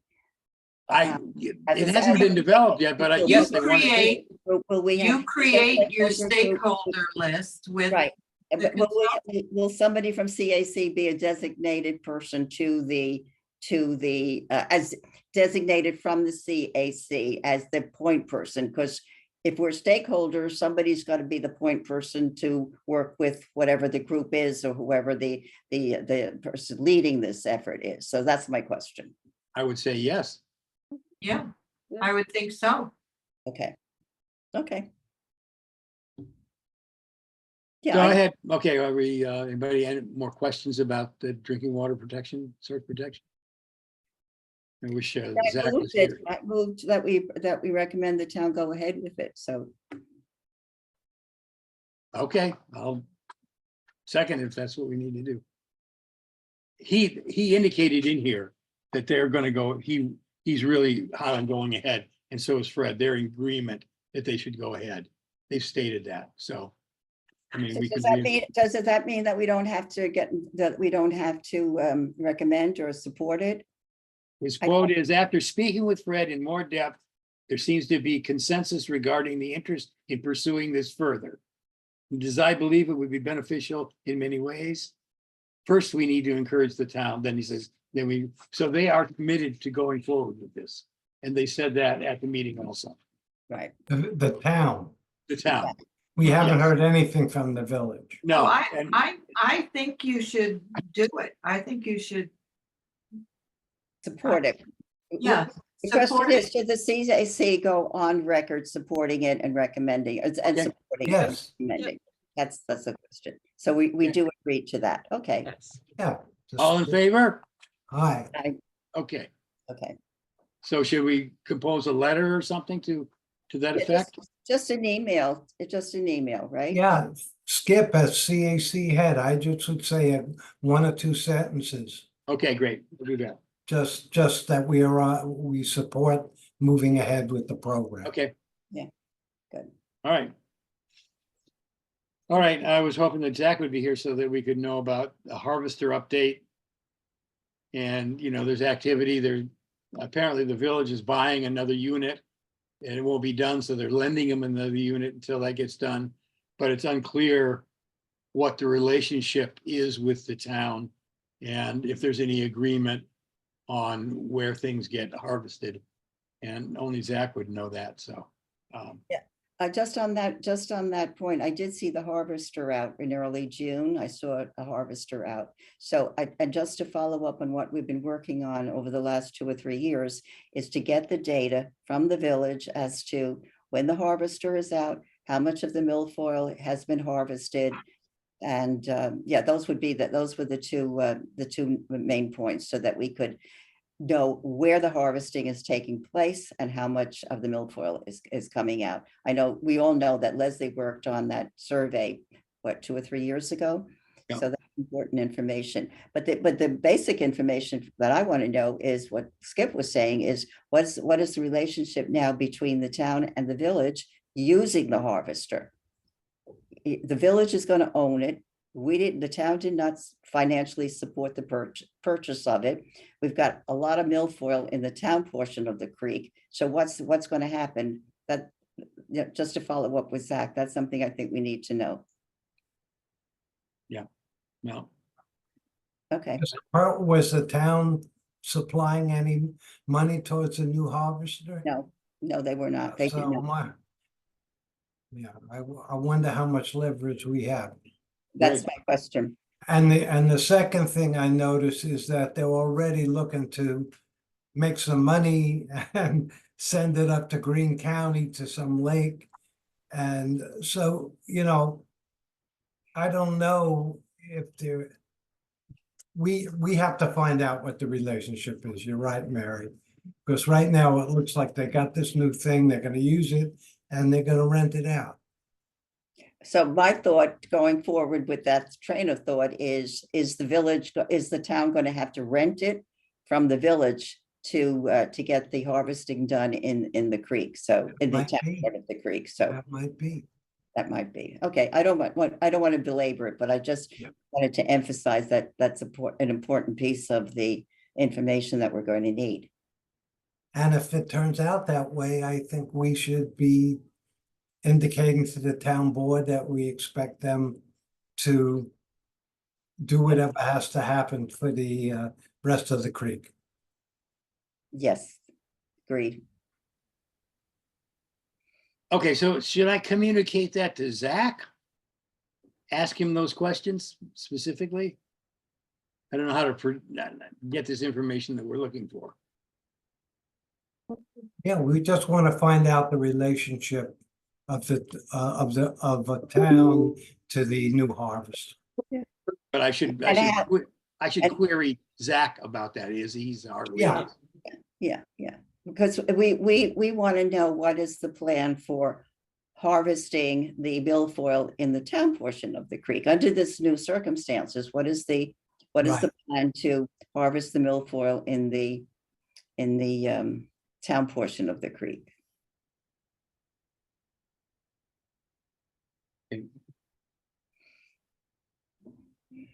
I don't have an air-conditioned room. I don't know about everybody else, so I'm getting a little wilted. Okay, so let's go fast. Anything from the planning board, Carol? Okay. Basically, it's interesting. We had 4 projects, 2 or 3, which really didn't bear any real interest. The only one was the Dominican Sisters, and they're presenting a new layout, a new site plan. And they're keeping the senior residences at the top of the site. I don't know how many of you have looked at the plans, but at the top of the site of the land itself, there's going to be rental senior units. And then at the bottom, there was going to be more, and they've changed those to townhouses. And there'll be 20 market rate, or I'm sorry, I don't know if they're market rate, 20 townhouses that will be sold. So it's a different kind of mix. There'll be some stakeholders who will be living there because they own it, and some who are renting. And so, we're going through the process again. Any affordable units? Yeah, most of it is affordable. I don't know what their percentage is that for the mean? units. What does that mean? Exactly. Thank you. That's the problem. Affordable to whom? Well, Anyway, the I mean, is definition there, when they is, say that, use that word, is that like, technically, it's that the person does not spend more than 30% of their their income income on housing, on mortgage. and on nobody rental. can get in for 30% anymore. And then, another 6% would be going towards the fuel usage that they would need for keeping themselves cool or warm Yeah. in those homes. And it shouldn't be more than that. But I think that it's a very, for me, it's because I work with this a lot. It's a hard definition. It's a difficult definition to pinpoint. Well, if they are claiming that they're doing affordable housing and Yeah. getting any kind of state funds Right. to help them, they have to meet a certain formula, which is based on the median Right. The family area median income, or, Right. they base it on the area figures for income. That's And true. if they're getting any kind of support from the state, which the state does give economic development money for housing, it's got to meet those guidelines. However, Deb Wells in the HUD office says that the current, in the current situation, the money that she has to help put people in apartments doesn't cover anything. Doesn't cover Absolutely. any apartments around here, no more. And And she said she had a meeting recently, and there's no plan to change the amounts of money that HUD is offering. I will say this about affordable housing. Fred asked me to look into, there's a program of homes and community renewal. It's a government agency, HCR. You probably know about that, Carol. I'm part of it. And they are, they have a program that you can join, your community can join to help establish rules and regulations for affordable housing. And he wanted me to look into that. Okay, great. Because That- there's that's a certain good thing. grant money available also if you're that kind of a community. I think that would be a great thing to look into because one of the saddest parts is, there's a lot of development and very little affordability with, and none of them designated, even bothered to designate 10% had to be affordable or 20% had to be affordable. So that's something that I think I would love to see us take up as a community, that whatever development happens, we take on 10 to 20%, whatever that percentage makes sense. Because, everybody talks about workforce, that's actually affordable housing as well. Workforce housing, we're talking about the same people generally. Yeah, Yes. So the workforce housing is much higher than most people make, that I know of. mhm. So I think their income, so it is the area median income, and it would be lovely to see it be, bring the income levels down further to allow people to comply. But what they're nervous about is if you make so little money, then how are you going to pay for your rent? And so that then all of a sudden it's a different requirement. So if we're talking about Section 8, that's one kind of support system. And that's a very different income level. And that's what I see as affordable. I think that most developers and the state see affordability as being higher than that you're making more Absolutely. money than that. Carol, this is Ken. Mhm. I looked into the new apartments on North Front Street. They're the village, not the town, so Right. they didn't come before you, obviously.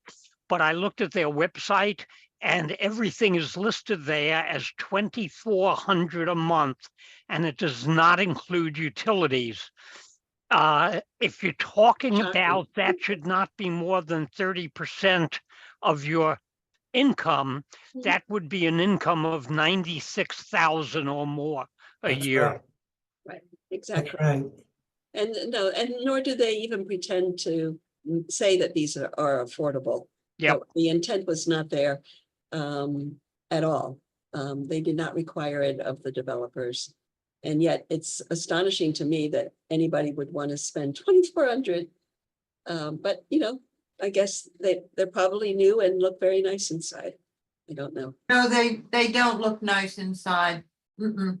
Well, My And- neighbor and I went and And looked. hey, you're right next to the railroad too. It's Yeah, really great. right. Can And you the hear that? marsh. I mean, I that, mean, it's right on the freight line. right. I think these are apartments for people who live in the city, make good money, and they want to have a little place in the country to come to. That's what it strikes me as. So, Ken, did so you say all the apartments are the same price? I think there's 1 bedroom and 2 bedroom, and Right, isn't there a I range? think the 2 bedroom goes up to maybe 28 or something like that. Well, the website simply listed rent as 2,400 a Yeah, month. that's what I heard.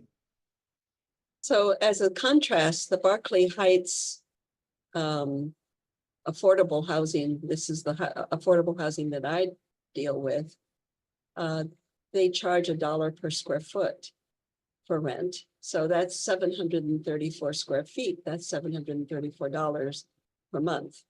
Or 600 for, I think that's for a 2 bedroom. 800 is 3 bedroom, and I think it's 600 for one. Where do you find an apartment that cheap? You have to be willing to go to Berkeley Heights and be willing to live in a very small place. They actually have apartments that are $700 and $800? Yeah. Really? Yeah. I didn't think that Karen, existed.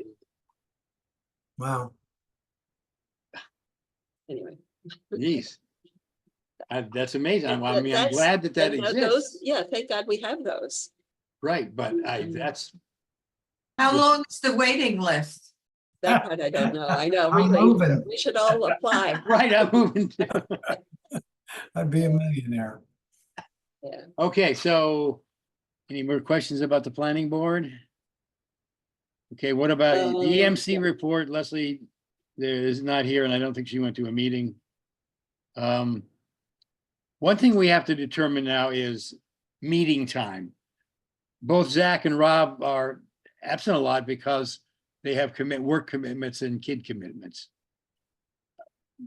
I wish they were here to talk about this, but we have to work out some way because they're both very important to these meetings. So we have to work out some time. Now, what will you guys be willing instead of ending at 7 or starting at 7? I don't know. I don't know what the solution will be. And they're not here to talk about it. So I'm just making, I'm just guessing. But we've got to make it I so think that they the show. reason that we started doing it earlier was because we had so much to talk about. And, But we just spent 2 very hours. long meetings. Well, we just More spent than 2 hours. Yeah. More than 2 hours. Right. So, So I don't know what to say. yeah, I don't either. And why don't you ask them what I- would work for them? What would work with them? I will ask what works for them.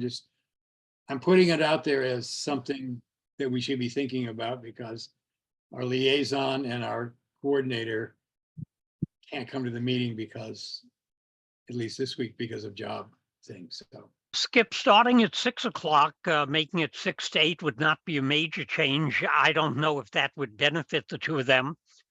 In terms of travel, Zach has often used his iPad or cell phone from his car, but an hour difference might work. On the I'll other write him an hand, email. I'll write him an email and ask him what Yeah. would make it better for them. Yeah. 'Cause we should From a really have, humanistic standpoint, they both have very little children. I understand. I And understand. they have dinner completely. time. I understand and they're completely. Pulling people out of their I family. understand completely. I understand. So What is it? I go for 7 rather than 6. If that's what, and let them come home and Right. with their families. But we should have him here because it's important for Yep. both of them, And I really feel that we really have to watch our time level. I think 2 hours is getting to be a little too long. Okay. So How would you we cut it? How would you cut it down? I think we can get our work done in an hour and a half. How would you cut it down? Would you stop things from the agenda or what? Or just, Well, we could look at that, yeah, it's very nice, but maybe some of these I mean, we could, extra reports aren't necessary. And I the mean, reason I read these reports is because the people who were gonna make the reports weren't here, so yeah, I didn't know what else to do. That was, well, if you take a look at the agenda and see what we can possibly cut down. that's what I'm asking you. That's what I'm asking you. What in this agenda would you cut down? I don't To have make- the agenda right in front of me. But is it necessary to have a planning board a report? Maybe Right. not, maybe not. Maybe only when I think it impacts us as a committee. Okay, fine. Right, And what about the not a EMC? general, because Right, not in general, we got into housing for 20, Right, 15 exactly. minutes. So I'm just saying that if we commit to a certain time, we could be a lot more economical. And Okay, an hour and a half, so we'll watch the discussion. For now, we'll eliminate the planning board and the EMC unless there's something specific that Carol wants to bring up. yeah. Okay, does that make sense? But Okay. Okay, so, I Well, have I don't know, there may be other things on there. okay, well, let me know what you think. Go over it, look at it, and let me know where you think we could cut, and how we could cut. I mean, we could put time limits. I mean, the SDC meeting has an agenda like that, and they say, okay, 30 minutes for this, 10 minutes for this. Well, my feeling is that the task force is part of the CAC. And if we can really keep that conversation to a half an hour and the CAC meeting to an hour, unless there's something really crucial that's happening. And say, you know, that's it. Okay, I just want to know where, Pretty ruthless, but I think we're sitting here for, you know, a long time and we maybe need to curb our responses. okay, great. That's Curb just your my, responses. that's my input. Okay. All right, so I bet Okay. you'd like to adjourn. Do you want to move? Wait, I just want to No, make. let's hang out for a while. I just want to make one quick announcement. You may remember that we talked a while ago about supporting the Tiffin project. So the gal who's running it, there is going to be a program on July 22nd from 6 to 8 p.m. at the library. So just jot that down. I will send out an email with this information so I don't have to go into all the details now, but just so you know, July 22nd, 6 to 8. Eastchester, Saugerties Public Library, and I'll send out an email. So I move to adjourn. One little thing. I am putting out to cut a half hour off the meeting. I don't want that to affect Kevin's pay. Right. So that's all I'm putting out. All right, Well, this isn't the bulk of my time. The time is really in compiling the minutes and all the other business, so it Okay, really, I just it would work wanted, out the same. Thanks, Mike. okay, okay, I second. All in Thank you. favor? good Woohoo. job, Skip. All right, see ya. Yeah. Great Take job. care. Thank you. See you, All right, Linda. Everyone. Good night. See you next month. Yep. Night. Yep. Uh,